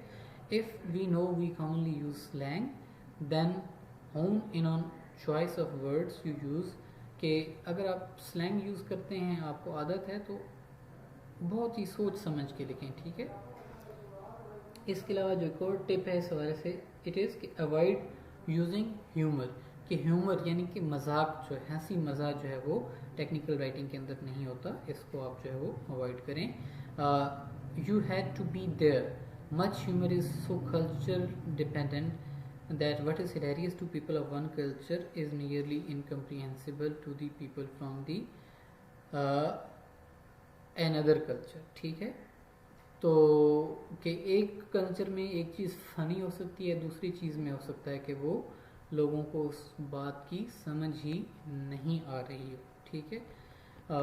फॉर एग्ज़ाम्पल आप पठान हैं अगर, या अगर आप पंजाबी हैं, तो पश्तो का कोई लतीफ़ा अगर आप उसको ट्रांसलेट करके पंजाबी में या उर्दू में सुनाएं तो उसका रंग ही ख़त्म हो जाता है। या अगर पंजाबी का कोई लतीफ़ा अगर हम उसको उर्दू में या इंग्लिश में ट्रांसलेट करके सुनाएं तो अगला बंदा कहता है कि इसमें हंसने वाली क्या बात है, लेकिन वो जो पंजाबी है उसको इस बात की समझ आएगी, या वो जो पश्तो है या वो जो उर्दू स्पीकिंग है, जो उसका पर्टिकुलर लतीफ़ा है, वो उन्हीं को समझ आ सकता है। और जब उसको ट्रांसलेट किया जाता है तो इट लूजेज इट्स फ्लेवर। तो लिहाजा आप जो है वो जोक्स को अवॉइड करें। और टेक्निकल राइटिंग जो है वो सीधी, बिल्कुल जितनी सीधी जो है वो आप रख सकते हैं, जितनी सिंपल रख सकते हैं उसको ऐसे ही रखें, उसमें ज़्यादा चीज़ें जो हैं वो फैंकी फैंकी करने की ज़रूरत नहीं होती, ठीक है। इसके अलावा और चीज़ें जिनको अवॉइड करना चाहिए, it is avoid puns, metaphors and similes. पन का मतलब क्या होता है? पन का मतलब होता है to play upon the word. अगर हम आप इसको सादा अल्फाज में बताना चाहें तो जू मानी अल्फाज, यानी कि ऐसे अल्फाज का इस्तेमाल कि जिनके एक से ज़्यादा मीनिंग है। तो इस टाइप के वर्ड्स को आप अवॉइड करें जिनके एक से ज़्यादा मीनिंग होते हैं। मेटाफर और सिमिली जो है इसका इस्तेमाल किया जाता है दो चीज़ों का मवाजना करने के लिए, ठीक है। तो आपस में जब दो चीज़ों का कंपैरिजन किया जाता है तो उसके लिए मेटाफर्स और सिमिलीज जो हैं इनको यूज़ किया जाता है। कि फॉर एग्जांपल माँ ये कहती है कि मेरा बेटा शेर है, तो मेरा बेटा शेर है, ये है मेटाफर की इस्तेमाल। अगर हम ये कहें कि मेरा बेटा शेर की तरह बहादुर है, कि my son is as brave as a lion, तो ये मतलब कि सिमिली कहलाती है, ठीक है। तो इन चीज़ों को अवॉइड करना चाहिए, ठीक है। Puns are play on the words often use in advertisement, के इश्तिहारों में इनको इस्तेमाल किया जाता है कि ज़ूमानी अल्फाज, but puns are virtually untranslatable, ठीक है। जो एक लैंग्वेज के ये ज़ूमानी अल्फाज हैं उनको दूसरी लैंग्वेज में ट्रांसलेट करना मुमकिन नहीं होता, ठीक है। Use this devices only if you are sure that reader would understand them. A metaphor is a figure of speech that for rhetorical effect directly refers to one thing by mentioning the other, ठीक है। तो avoid करना चाहिए metaphors को, avoid करना चाहिए similes को और अवॉइड करना चाहिए पन्स को, ठीक है। इसके बाद है जी यूज ग्लॉसरीज। ग्लॉसरी का इस्तेमाल, ग्लॉसरी क्या होती है, व्हाट इज ग्लॉसरी? आपको पता है ग्लॉसरी क्या होती है? Glossary is a list of difficult words along with their meanings that comes at end of a document। कि एक डॉक्यूमेंट जो है उसमें अगर कोई टेक्निकल टर्म्स इस्तेमाल की गई हैं, अगर उसमें कोई डिफ़िकल्ट वोकेबलरी जो है उसको यूज़ किया गया है, तो उस वोकेबलरी को अल्फ़ाबेटिकल ऑर्डर में लिखा जाता है और अल्फ़ाबेटिकल ऑर्डर में उसको लिखने के बाद उसके मीनिंग्स जो हैं वो लिखे जाते हैं। और इस ये जो सेक्शन है इसको हम कहते हैं ग्लॉसरी के। अगर आपने अपने यूज़र मैनुअल या रिपोर्ट या एप्लीकेशन जो कुछ भी लिखा है, अगर जो भी डॉक्यूमेंट आपने बनाया है एज अ टेक्निकल राइटर, अगर आपने उसके अंदर जार्गन्स को इस्तेमाल किया, यानी कि एक फील्ड के हवाले से स्पेसिफिक वर्ड जो थे उनको आपने यूज़ किया है, तो आपको ग्लॉसरी देनी पड़ेगी, ठीक है। ग्लॉसरी अगर आप देंगे तो उसका फ़ायदा ये होगा कि जो आपका रीडर है उसको घंटों इंटरनेट पे जो आपके अल्फाज हैं उनके मीनिंग्स को ढूंढने में नहीं टाइम ज़ाया करना पड़ेगा, बल्कि वो आखिरी पेज निकालेगा और वहाँ से जिस टर्म की उसको समझ नहीं आ रही हो उसका मीनिंग निकाल लेगा. But most importantly it helps to create better and more comprehensive user manual. User manuals जो होते हैं उनमें ऑब्वियसली टेक्निकल टर्म्स यानी कि jargons जो हैं वो होते हैं. तो आपका यूज़र मैनुअल उसी सूरत में अच्छा हो सकता है जब आपने jargons जो यूज़ किए हैं उनका मतलब आपने लिखा है. ठीक है जी. तो ग्लॉसरी है जो है वो आपको बनानी पड़ेगी अक्सर जब कभी भी आपको यूज़र मैनुअल बना रहे हैं. ठीक है, बाज़ कंपनीज जो होती हैं उन्होंने अपनी जितनी टर्म्स उनके हवाले से टेक्निकल टर्म्स होती हैं उनकी ग्लॉसरी ऑलरेडी बना के रखी होती है. If it is there then it is very good, well and good, and if it is not there तो you will have to create one. Obviously you will have to take help of the Google. अगर Google है internet की आप help लेंगे या फिर किसी expert जो है वो सब्जेक्ट मैटर का जो एक्सपर्ट है उसकी आप हेल्प लेकर ग्लॉसरी बनाएंगे. ठीक है, तो ग्लॉसरी बनाने के लिए जो डिफरेंट टिप्स हैं, जो डिफरेंट टेक्निक्स हैं जिनको यूज़ किया जाता है, नंबर 1 पे it should be in alphabetical order के ABC के हिसाब से आप इसको लिखेंगे ताकि ईज़िली उसको नेविगेट किया जा सके. If you are creating an online glossary add links and cross references कि अगर आप ऑनलाइन ग्लॉसरी बना रहे हैं तो उसमें जिस पेज से आपने डेफिनेशन ली है उसका लिंक और रेफरेंस जो है उसको ऐड करें. ठीक है, start with basic terms. Ideally each word that can be characterized as a term in your specific area and should be on the list. Firstly, this way you will make sure that you do know exactly what they mean. Secondly, imagine how helpful this would be when hiring people. ठीक है, तो ये different इसकी techniques हैं. ठीक है,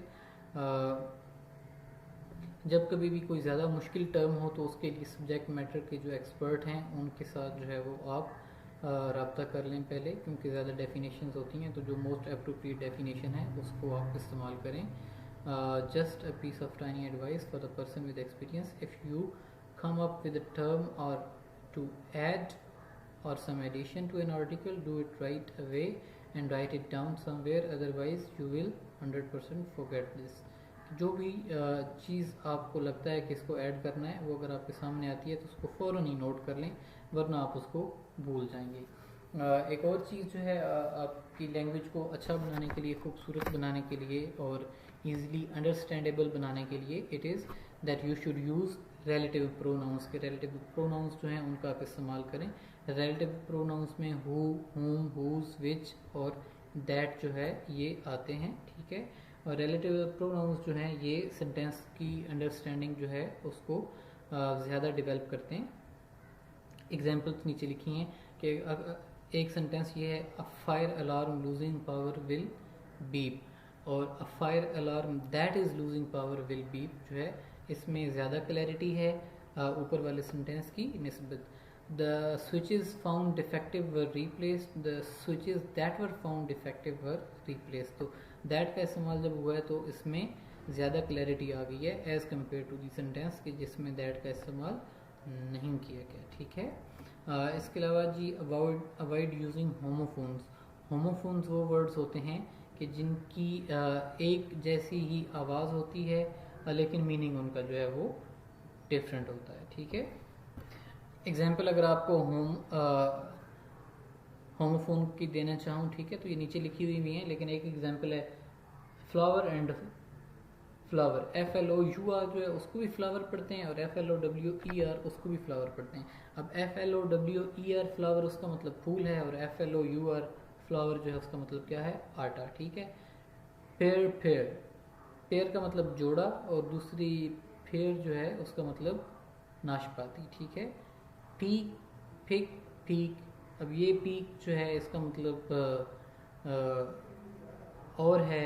इस peak का मतलब जो है वो नज़र डालना, झांकना. ठीक है, इस पीक का मतलब चोटी है, इस पीक का मतलब और है. ठीक है, तो जो होमोफोन्स हैं उनका यूज़ जो है वो कन्फ्यूजन क्रिएट करता है. तो आप whenever you are writing a report, creating a user manual or any such thing, you should avoid using homophones. कि homophones का जो इस्तेमाल है उससे आपको अवॉइड करना चाहिए, ठीक है। तो ऑलमोस्ट जो है वो 7700 होमोफोन्स जो हैं वो इंग्लिश लैंग्वेज में मौजूद हैं। तो आप जो है वो वर्ड्स को मिक्सअप कर देंगे। तो मिक्सअप करने की बजाय बेहतर यही है कि आप होमोफोन्स के जो वर्ड्स हैं उनको एम्बिग्विटी क्रिएट करने की बजाय आप उसको यूज़ ना करें। अच्छा जी, get rid of misplaced modifier. Modifiers जो होते हैं ये एडजेक्टिव और एडवर्ब्स जो हैं उनको हम कहते हैं मॉडिफायर्स, ठीक है। तो मॉडिफायर्स कैन बी एडजेक्टिव्स और adverbs. Modifiers that appear before the head are called pre modifiers and modifiers that appear after the head are called post modifier. Consider the phrase के एग्जाम्पल देखें, black ergonomic keyboard and mouse pads, ठीक है। Does this mean that both the keyboard and the mouse pads are black and ergonomic, or just the keyboard to help? अब ये black ergonomic जो है adjective है, ठीक है, प्री मॉडिफायर है यानी कि पहले इस्तेमाल किया गया। अब कीबोर्ड नाउन है, माउस पैड नाउन है, ठीक है। अब हमें समझ नहीं आ रही कि ये जनाब के ब्लैक एर्गोनॉमिक जो है ये कीबोर्ड के लिए यूज़ किया गया या माउस के लिए यूज़ किया गया या फिर दोनों के लिए यूज़ किया गया। तो इस टाइप की कंफ्यूजिंग जो है उनको अवॉइड करना चाहिए। मोर प्रिसाइज और मोर जो है वो प्रिसाइज यानी कि ज़्यादा अच्छे अंदाज में आप इस्तेमाल कर सकते हैं, ठीक है। कि mouse pads and black ergonomic keyboards, अगर आपने ऐसे इस्तेमाल किया तो अब हमें पता चला कि ये ब्लैक एर्गोनॉमिक जो है ये कीबोर्ड के लिए यूज़ किया गया है, या फिर keyboards and mouse pads that are black and ergonomic. अब हमें पता चल गया कि ये जो एक्सप्रेशन है ये माउस के लिए यूज़ किया गया है, ठीक है। तो मॉडिफायर्स जो हैं उनका इस्तेमाल बिल्कुल ऐसे करें कि जो ये कंफ्यूजिंग ना हो, बल्कि रीडर जो है वो इसको ईजीली अंडरस्टैंड कर सके, ठीक है। Right in clear subject verb order, के इंग्लिश में SVO का ऑर्डर होता है, ठीक है। तो वो सब्जेक्ट वर्ब ऑर्डर जो है और सब्जेक्ट वर्ब ऑब्जेक्ट का जो ऑर्डर है SVO, उसको आप जो है वो फॉलो करें। और सेंटेंस स्ट्रक्चर जो है वो आपका उसके अंदर कुछ चेंजेस जो हैं वो नहीं होने चाहिए, ठीक है। अवॉइड वर्डी फ्रेजेस, के ऐसे फ्रेजेस जो कि लेंथी हों उनको अवॉइड करें। कि अ मेजॉरिटी ऑफ जो है it could be replaced with one word most. At an early date को हम सून कह सकते हैं, आफ्टर एट प्रेजेंट को हम नाउ कह सकते हैं, at this point in time now, based on the fact. ऐसे ये बेताशा आपके सामने एक्सप्रेशंस लिखे हुए हैं, सबको ज़रा नज़र मार लें, ठीक है। तो इस टाइप के जो लेंथी एक्सप्रेशंस हैं they should be avoided and they should be concised. उनके सामने जो कंसाइज फ्रेज है वो भी लिखी गई है, ठीक है। ये नीचे भी हैं, इनको ज़रा काइंडली 1-2 मिनट ले लें और आप इनको पढ़ लें और मैं थोड़ा सा पानी पी कर आता हूँ, ठीक है। I will be back in a Zifi.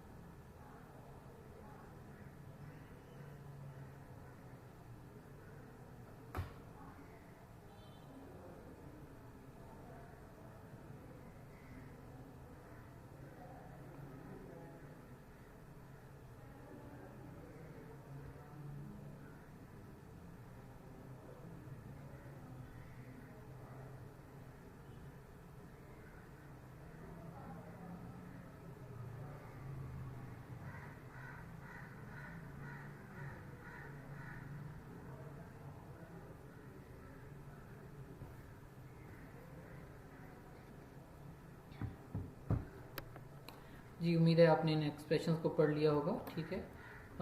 इसके बाद है जी ग्लोबलाइजेशन एंड कल्चरल अवेयरनेस, कि वही जो आपको मैंने ऊपर एग्जांपल्स दी थी कि मतलब कि आजकल जो है वो मल्टीनेशनल कंपनीज़ हैं, ठीक है, कि एक कंपनी जो है वो पूरी दुनिया में Pepsi, Coca Cola, Surf Excel, Nestle, जितनी बड़ी बड़ी कंपनीज़ हैं आप देखें तो इनकी 90 to 95% ऑफ द वर्ल्ड जो है, जो दुनिया है उसके अंदर इनकी प्रेजेंस जो है वो मौजूद है। और ये लोग जो है वो टेक्निकल राइटर्स को हायर करते हैं। टेक्निकल राइटर्स जो होते हैं उनका काम क्या होता है कि जो भी प्रोडक्ट बनाई जाती है उसके लेबल के ऊपर जो कुछ लिखा हुआ है, जो यूज़र मैनुअल में लिखा है, जो एडवर्टीजमेंट हो रही है, ऊपर मैंने एग्जांपल दी कि ये हमने बात की सर्फ एक्सेल के इश्तिहार की कि दाग तो अच्छे होते हैं, तो हमारे माशरे में तो उसको अच्छा नहीं समझा जाता, ठीक है। या फिर अगर कोई शादी है तो शादी के ऊपर जो है वो खातून को वाइट रंग का लिबास पहना दिया गया, क्योंकि हमारे यहाँ जो है वो वाइट रंग जो है it is not a sign of happiness. Happiness के लिए जो है वो रेड रंग का लिबास जो है दुल्हनों को पहनाया जाता है, ठीक है। तो क्रिश्चियनिटी जो है उसमें वाइट रंग होता है, ठीक है। और तो ऑब्वियसली जो है अगर आप इस किस्म के इश्तिहारों के अंदर अपने मिस्टेक्स करेंगे तो इसका मतलब ये है कि आपके पास जो है वो कल्चरल अवेयरनेस जो है वो नहीं है, कि आप लोग कल्चर जो है उसको आप नहीं जानते, और उसके नतीजे में मिसकम्युनिकेशन होगी। और जब मिसकम्युनिकेशन होगी तो आप अपनी कंपनी जो है वो उसकी प्रोडक्ट सेल रिड्यूस होगी और ऑब्वियसली उसको नुकसान होगा, ठीक है। उसके नेगेटिव कॉन्सिक्वेंसेस हो सकते हैं कंपनी के लिए। तो लोकल कल्चर, लोकल रवायात जो हैं, लोकल ज़रूरियात जो हैं, उनके साथ अवेयरनेस होना ज़रूरी है। अगर आपकी बायसनेस है लोकल कल्चर के साथ कि आपको लोकल कल्चर अच्छा नहीं लगता, तो आपको जो है वो ये जॉब नहीं करनी चाहिए। कि फॉर एग्जांपल चाइना की बात हो रही है तो red colour is associated with Joy and festivity, और वेस्ट अगर मगरिब की बात करें यानी कि यूरोप और अमेरिका, तो यहाँ पे रेड का मतलब होता है रुक जाएं, या फिर आपको फाइनेंशियल नुकसान हुआ है, या फिर लाल रंग का मतलब होता है रेवोल्यूशन, कि कोई इनकलाब जो है वो आ रहा है, ठीक है। फिर वही दोबारा मिसाल रिपीट हो रही है कि यूनाइटेड स्टेट्स यानी कि अमेरिका के अंदर जैनिटर जो है वो सफाई सुथराई वाला, जिसे हम जमादार कहते हैं, तो ऑस्ट्रेलिया में जो है वो वही जॉब जो है उसका नाम केयर टेकर है। हमारे यहाँ केयर टेकर का मतलब रखवाला होता है, मुंशी की सेंस है, ठीक है। तो ये सारी कल्चरल डिफरेंसेस हैं, और ऑब्वियसली जो लोग इसमें इन्वॉल्व हैं they should have an understanding, उनको पता होना चाहिए। अच्छा, globalization requires cleaning up your document from all cultural references, कि अगर आप मतलब कि मल्टीनेशनल फर्म में काम कर रहे हैं तो उसमें कल्चरल रेफरेंसेस नहीं होने चाहिए। उनको जितने भी कल्चरल रेफरेंसेस हैं उनको आप ख़त्म कर दें अपने डॉक्यूमेंट में से, और उसको सिंपल वे में सिंपल मतलब के डायरेक्शंस दें। और कल्चरल बैकग्राउंड जो है वो टेक्निकल डायरेक्शन या फिर आप किसी लोकल एक्सपर्ट के साथ कंसल्ट करें, ठीक है। तो ये बेटा सारी चीज़ें थी जो इस चैप्टर में थी। एक इनका रीकैप है, रीकैप लिखा गया है, इसको हम ज़रा नज़र मार लेते हैं। Here is a helpful synopsis of many of the points made in this section. When designing a site for professional international audience, you must follow most of the standard international communication guidelines commonly used for printed documents, online help and other form of software design. In brief, keep sentences short, कि अपने जुमले जो हैं उनको short रखें, and to the point जुमले होने चाहिए। Use simple subject verb object sentence structure, के सब्जेक्ट वर्ब ऑब्जेक्ट वाला जो ढांचा है उसको आप इस्तेमाल करें। Avoid the use of embedded and dependent clauses, के कम्प्लेक्स जुमले जो हैं, डिपेंडेंट क्लासेस, कम्प्लेक्स सेंटेंसेस, उनको यूज़ ना करें। यूज़ शॉर्ट पैराग्राफ्स, के छोटे पैराग्राफ्स बनाएं to allow for easier paragraph by paragraph interpretation. Avoid regional idiom and turn of phrases, के जो रीजनल ईडियम्स हैं उनको अवॉइड करें। Avoid any visual, textual or interactive metaphor based on specific national or social context, ठीक है। तो इन चीज़ों को भी अवॉइड करें, ठीक है, मेटाफर्स को। Define technical terms as directly as possible, कि जितने सादा अल्फाज में टेक्निकल टर्म्स की डेफिनेशन दे सकते हैं उतने ही सादा अल्फाज में उसको दें। If you have any doubt about users knowledge of specific term, define it, कि अगर आपको लगता है कि कोई टर्मिनोलॉजी आपने ऐसी यूज़ की है जो यूज़र्स को समझ नहीं आएगी, उनके इल्म से बाहर है, तो उसको डिफाइन करें। ठीक है बेटा, that is end of unit number 1। Now we have to use into unit number 2 इसकी एक्सरसाइज को आप खुद देख लीजिएगा please, keeping in view the chapter, उसको नज़र दोबारा दौड़ा लीजिएगा। यूनिट नंबर 2 है application of technical writing. Okay जी, तो यूनिट नंबर 2 है, तो यूनिट नंबर 2 की हम आउटलाइन देखते हैं। 3 मेजर कंटेंट्स हैं इसके। नंबर 1 पे है जी बेसिक कॉन्सेप्ट्स ऑफ ऑडियंस, कि जब कभी भी हम कोई चीज़ लिखते हैं या हम कोई मजमून लिखते हैं, हम कोई आर्टिकल लिखते हैं, हम कोई मेमो लिखते हैं, जो कुछ भी हम लिखते हैं उसका कोई ना कोई ऑडियंस, यानी कि हमें पता होता है कि फ़लाँ बंदा इसको पढ़ेगा। ठीक है, तो यहाँ पे आपको जो है दूसरे यूनिट में ऑडियंस का बेसिक जो है कॉन्सेप्ट दिया जाएगा कि what is audience and what is the role of audience. दूसरी चीज़ है एलिमेंट्स ऑफ अ मेमो, कि एक मेमो जो होता है, मेमोरेंडम जो कि एक ऑफिस में या एक इदारे के अंदर लिखा जाता है, उसका क्या रोल है। और तीसरी चीज़ जो कि आपको पढ़ाई जाएगी वो है यूज़र मैनुअल्स, कि यूज़र मैनुअल जो है वो कैसे लिखा जाता है और उसको कैसे प्लान किया जाता है, उसका पर्पस क्या होता है और उसमें ऑडियंस जो है उनका क्या रोल होता है। ठीक है, तो इस यूनिट के अंदर जो है ये बेसिकली यूनिट नंबर 1 की एक्सटेंशन ही है। ठीक है, इसमें स्किल डेवलपमेंट यानी कि 2 जो अहम स्किल्स हैं, मेमोरेंडम लिखना और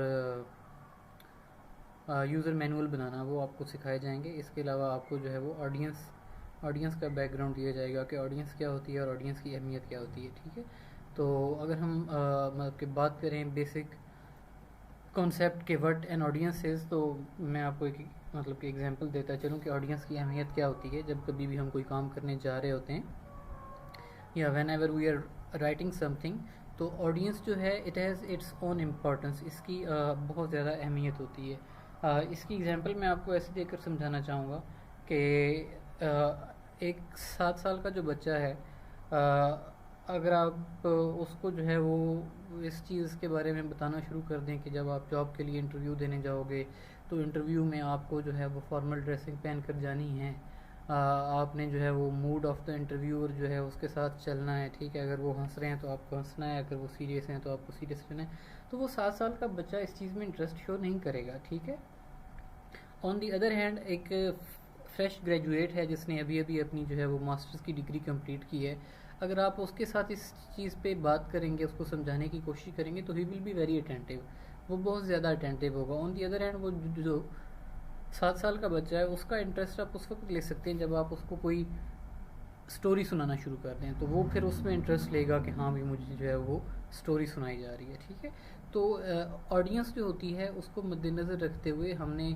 जो हमारा मैसेज है या जो कुछ हम लिख रहे हैं या जो कुछ हम लिखना चाह रहे हैं उसको keeping in view the audience जो है वो हमको उसको डिज़ाइन करना होता है। ठीक है, तो ऑडियंस की जो है वो मतलब कि जो इंडिविजुअल जिनको हम जो है वो रिटन मैसेज लिखते हैं, जिनका हमें पता होता है कि उन्होंने पढ़ना है, ठीक है, वो हमारे ऑडियंस कहलाते हैं टेक्निकल कम्युनिकेशन के अंदर।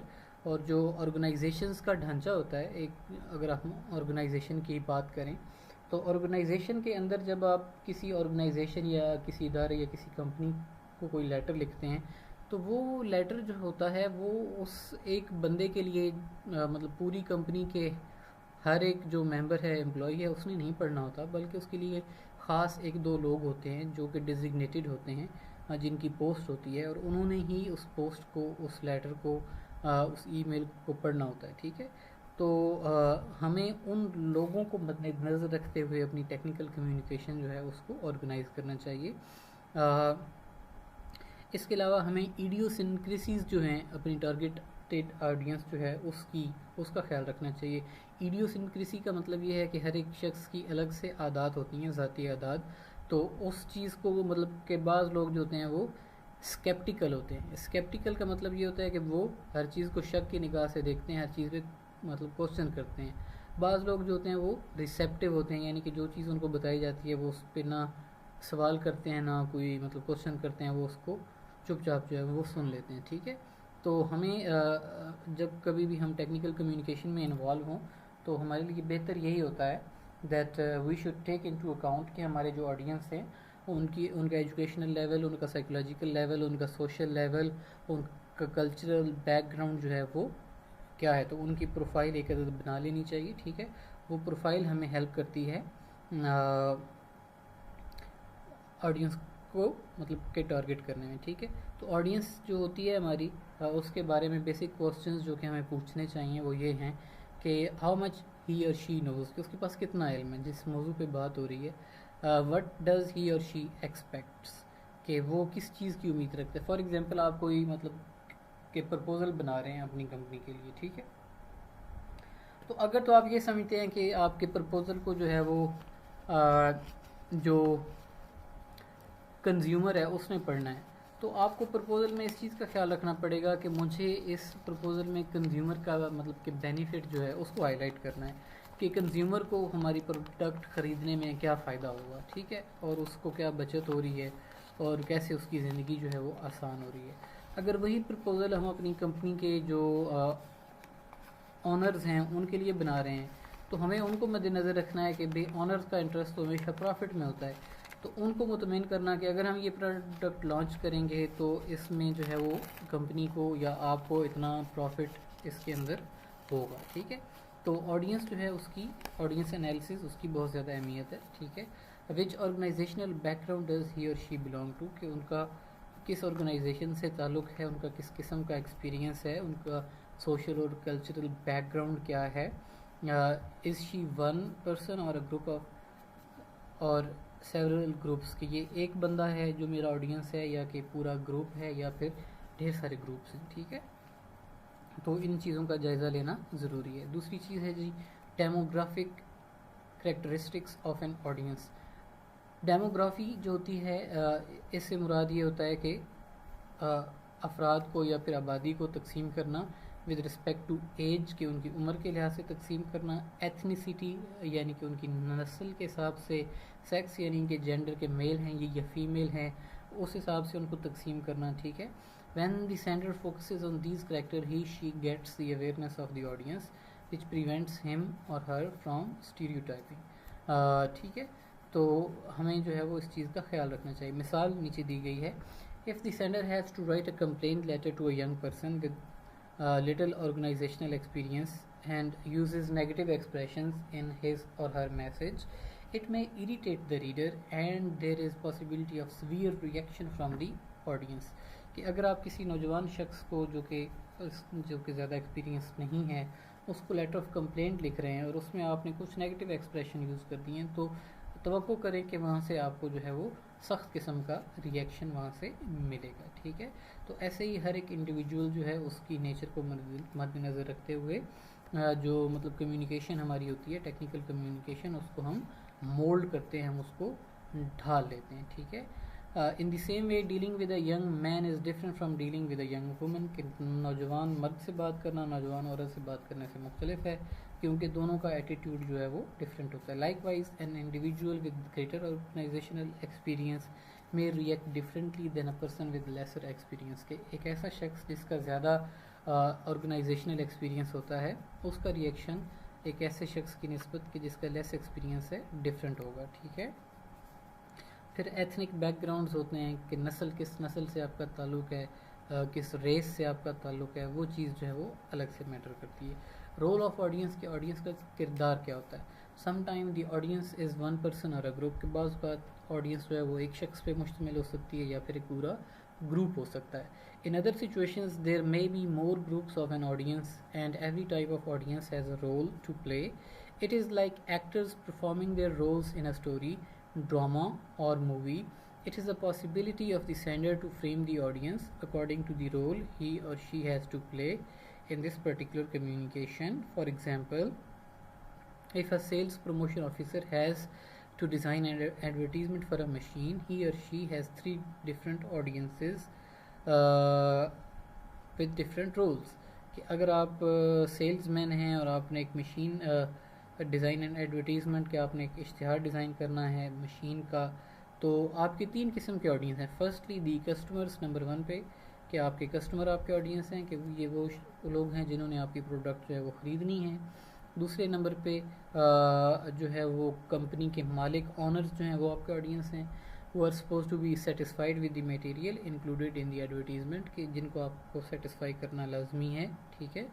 और thirdly, workers who will have to operate the machine and who expect an easy and reasonable functioning of the machine। के तीसरे नंबर पे जो आपकी मशीन है उसकी जो ऑडियंस है वो वर्कर्स हैं, ऐसे वर्कर्स कि जिन्होंने उस मशीन को ऑपरेट करना है और वो एक्सपेक्ट करते हैं कि आपकी मशीन जो है वो ईजीली काम करेगी, ठीक है। तो इन तीनों किरदारों को मद्देनज़र रखते हुए आपको अपना इश्तिहार जो है वो डेवलप करना है, ठीक है। 2.14 feelings of the audience about the subject. Audience की फीलिंग्स या ऑडियंस के जज्बात जो हैं उनका ख्याल रखना कि वो पर्टिकुलर सब्जेक्ट जो है एक, उसके बारे में ऑडियंस के अंदर जो है वो किस किस्म के जज्बात पाए जाते हैं। Feeling of the audience about a topic और the writer can be described either as neutral or positively or negatively inclined, which are important for sender to analyze during the planning phase. In the case of positively inclined reader, successful communication is possible, and the same is case with neutral reader. However, if the reader is negatively inclined toward the sender or the topic, it may raise certain questions about successful communication. And the positively inclined reader will deal with every kind of communication without any personal bias, and whatever format or choice of vocabulary is used, his response will be positive. तो audience जो होती है उसका किरदार बहुत अहमियत का हामिल है, ठीक है। फीलिंग जो है उनकी कि अगर आपने कुछ नेगेटिव यूज़ किया है तो आपको वैसा ही रिस्पांस वहाँ से मिलेगा, और अगर आपके रीडर जो हैं वो पॉजिटिव एटीट्यूड, पॉजिटिव नेचर के हैं तो आपका वर्ड वोकेबलरी जो है वो कोई ज़्यादा इतना मैटर नहीं करता, आपको रिस्पांस उसका अच्छा ही मिलेगा, ठीक है। The response of the neutral reader will also be positive in any case what ever it is. कि जो न्यूट्रल रीडर है यानी कि ऐसे लोग कि जो कि कोई नफ़रत या मोहब्बत किसी चीज़ के बारे में नहीं रखते, उनका भी रिस्पांस आपको most of the times positive ही मिलता है, ठीक है। For these two kinds of audience, the writer has ease of communication without bringing any specific delicacies into consideration. On the other hand, readers who are inclined negatively to the topic or writer may seize upon anything that lets them vent their frustration or anger. To avoid manipulation or negative responses from such audience, the writer has to be careful about the format, the choice of vocabulary, the expectations of the audience to make the communication successful, ठीक है। feelings of the audience about the sender, ठीक है, कि audience जो है उनकी feelings sender के बारे में, ठीक है। मैसेज जो बंदा सेंड करता है उसको हम इनकोडर या फिर सेंडर कहते हैं।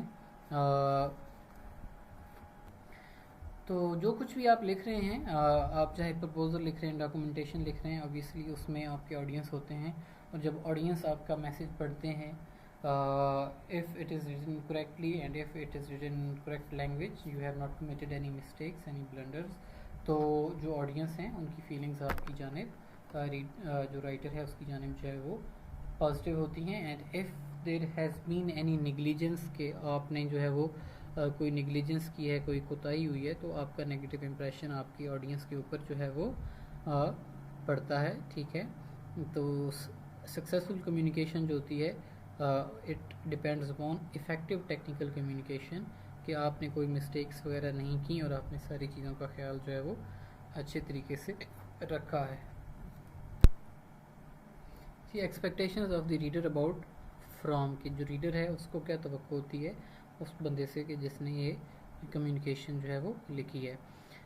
Through their writing, experienced writers develop a strong set of expectations for wide variety of texts. The topic, headings and opening sentences play an important part to guide readers' expectations in particular directions.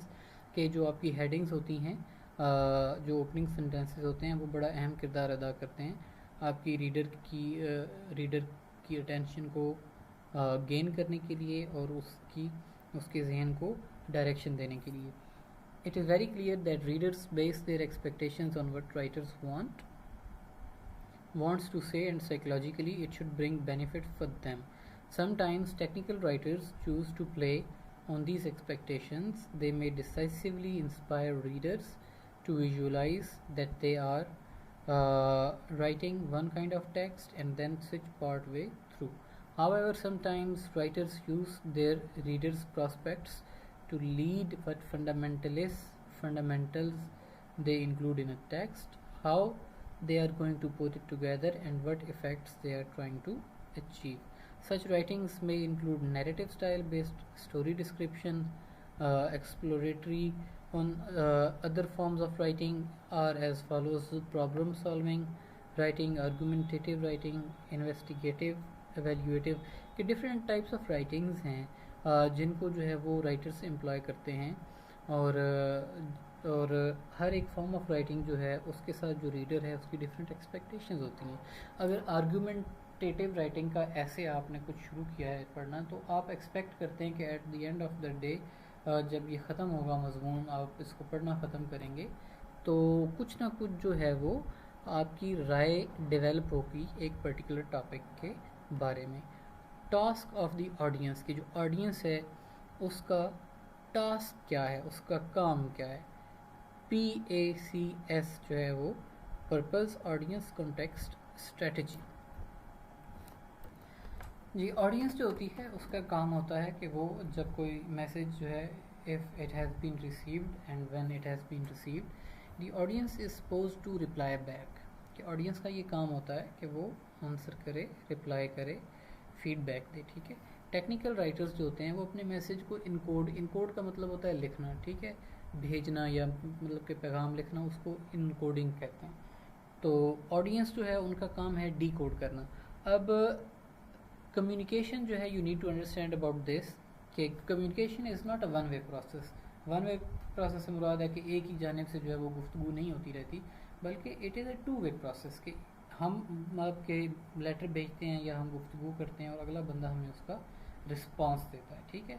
तो इसमें जो roles हैं वो exchange होते रहते हैं. For example बाज़ का जो राइटर है दो ही is N coder and when he encodes a message and transmits it through a medium कि वो ईमेल करता है, फैक्स करता है, पोस्ट करता है, जो भी करता है, टेक्स्ट करता है, और अगले बंदे को रिसीव होता है तो वो बंदा रिसीव करने के बाद रिस्पांस देगा. तो जब रिस्पांस रिसीव होगा तो जो राइटर है जिसने कम्युनिकेशन इनिशिएट की थी अब ही इज़ द डीकोडर कि वो जो मैसेज रिसीव हुआ है उसको डीकोड कर रहा है. ठीक है.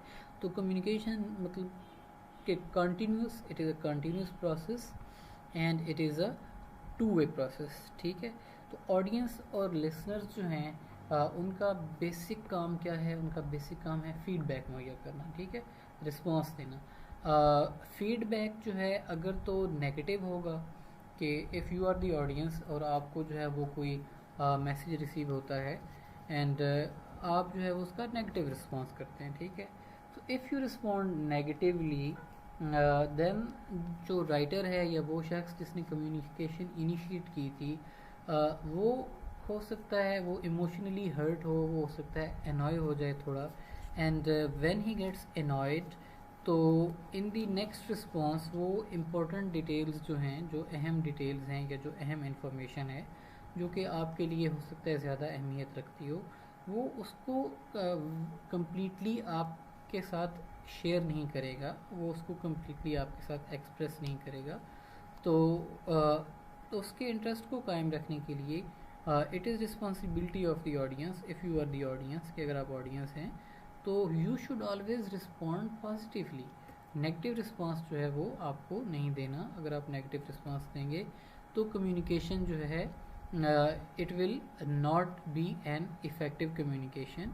तो in order to make the communication successful आपको क्या करना है? आपको पॉजिटिव रिस्पांस जो है वो अपने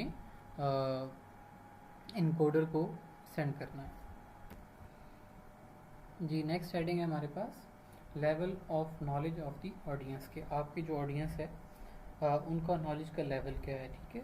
तो राइटर यानी कि एक शख्स जो कि एक कम्युनिकेशन इनिशिएट कर रहा है, एक मेमोरेंडम लिख रहा है या जो कुछ भी लिखने जा रहा है, एप्लीकेशन लिखने जा रहा है, तो उसको इल्म होना चाहिए जो उसके ऑडियंस हैं उनके पास सब्जेक्ट मैटर के हवाले से कितना नॉलेज है. ठीक है. जो नॉलेज की रेंज है उसको हम रेंज करते हैं from layman to highly expert person, ठीक है। कि एक बंदा लेमैन से मुराद ये है कि एक ऐसा शख्स के जिसको किसी चीज़ की ABC का भी इल्म ना हो, और हाईली एक्सपर्ट वो शख्स के जो कि एक चीज़ के बारे में छोटी से छोटी बारीक से बारीक मालूमात जो है वो रखता है, ठीक है। तो if you are communicating with a layman तो आपका जो है वो कम्युनिकेशन का अंदाज जो है वो डिफरेंट होगा। If you are communicating with an expert तो ऑब्वियसली आपकी कम्युनिकेशन का अंदाज जो है वो थोड़ा डिफरेंट होगा, ठीक है। टेक्निकल राइटर्स जो होते हैं उनका रोल ये नहीं होता कि वो जो है वो कोई इंटेलेक्चुअल अंडरस्टैंडिंग डेवलप करें या फिर रैक्टिकल यानी कि जिससे कहते हैं प्रैक्टिकल यानी कि फसी बलीग किस्म की लैंग्वेज जो है वो इस्तेमाल करें, बल्कि उनका काम होता है सिंपल सी लैंग्वेज इस्तेमाल करना। अगर आपको पता है कि जो आपका रीडर है, जो आपकी ऑडियंस है, ठीक है, वो ही इज़ अ लेमैन, कि उसको जिस मौजू के बारे में आप मतलब कि बात करने जा रहे हैं उसका नहीं पता, तो आप अपनी ज़बान को बिल्कुल सादा रखें, ठीक है, सादा रखें। और उसके साथ आप ये करें कि अगर आप टेक्निकल टर्म्स जो हैं उनका इस्तेमाल ना करें, और अगर मजबूरन कोई आपको टेक्निकल टर्म इस्तेमाल करना पड़ रही है तो you should readily define it, कि उस टेक्निकल टर्म की आप अच्छी तरीके से डेफिनेशन दें, ताकि वो जो आपकी लेमैन ऑडियंस है यानी कि जिनको एक मौजू के बारे में ABC भी नहीं पता और आप उनको उस मौजू के बारे में बताने जा रहे हैं, ब्रीफिंग देने जा रहे हैं, उनको आप जो है वो डिफ़िकल्ट टर्म्स जितनी आती हैं उनकी डेफिनेशन दें। On the other hand if you know कि आपकी ऑडियंस जो है दे आर एक्सपर्ट, कि वो एक्सपर्ट लेवल की एक्सपर्टनेस है उनके अंदर, उनको पता है इस फील्ड का, वो इस फील्ड की बारीकियों से वाकिफ़ हैं, तो आपका जो रोल है या जो आपका मैसेज कन्वे करने का जो मेथड है, जो उसका स्टाइल है, वो फिर थोड़ा सा डिफरेंट होगा। कि आपको पता है कि आपको किसी टर्म को डिफ़ाइन करने की ज़रूरत नहीं है, आपको पता है कि जनाब कि उनको चीज़ों का बैकग्राउंड इल्म है, तो जो उनका नॉलेज है उससे आपने आगे की बात करनी है, ठीक है। कि उनको बार बार चीज़ों की डेफिनेशन बताने की ज़रूरत नहीं है, because he is an expert of the field.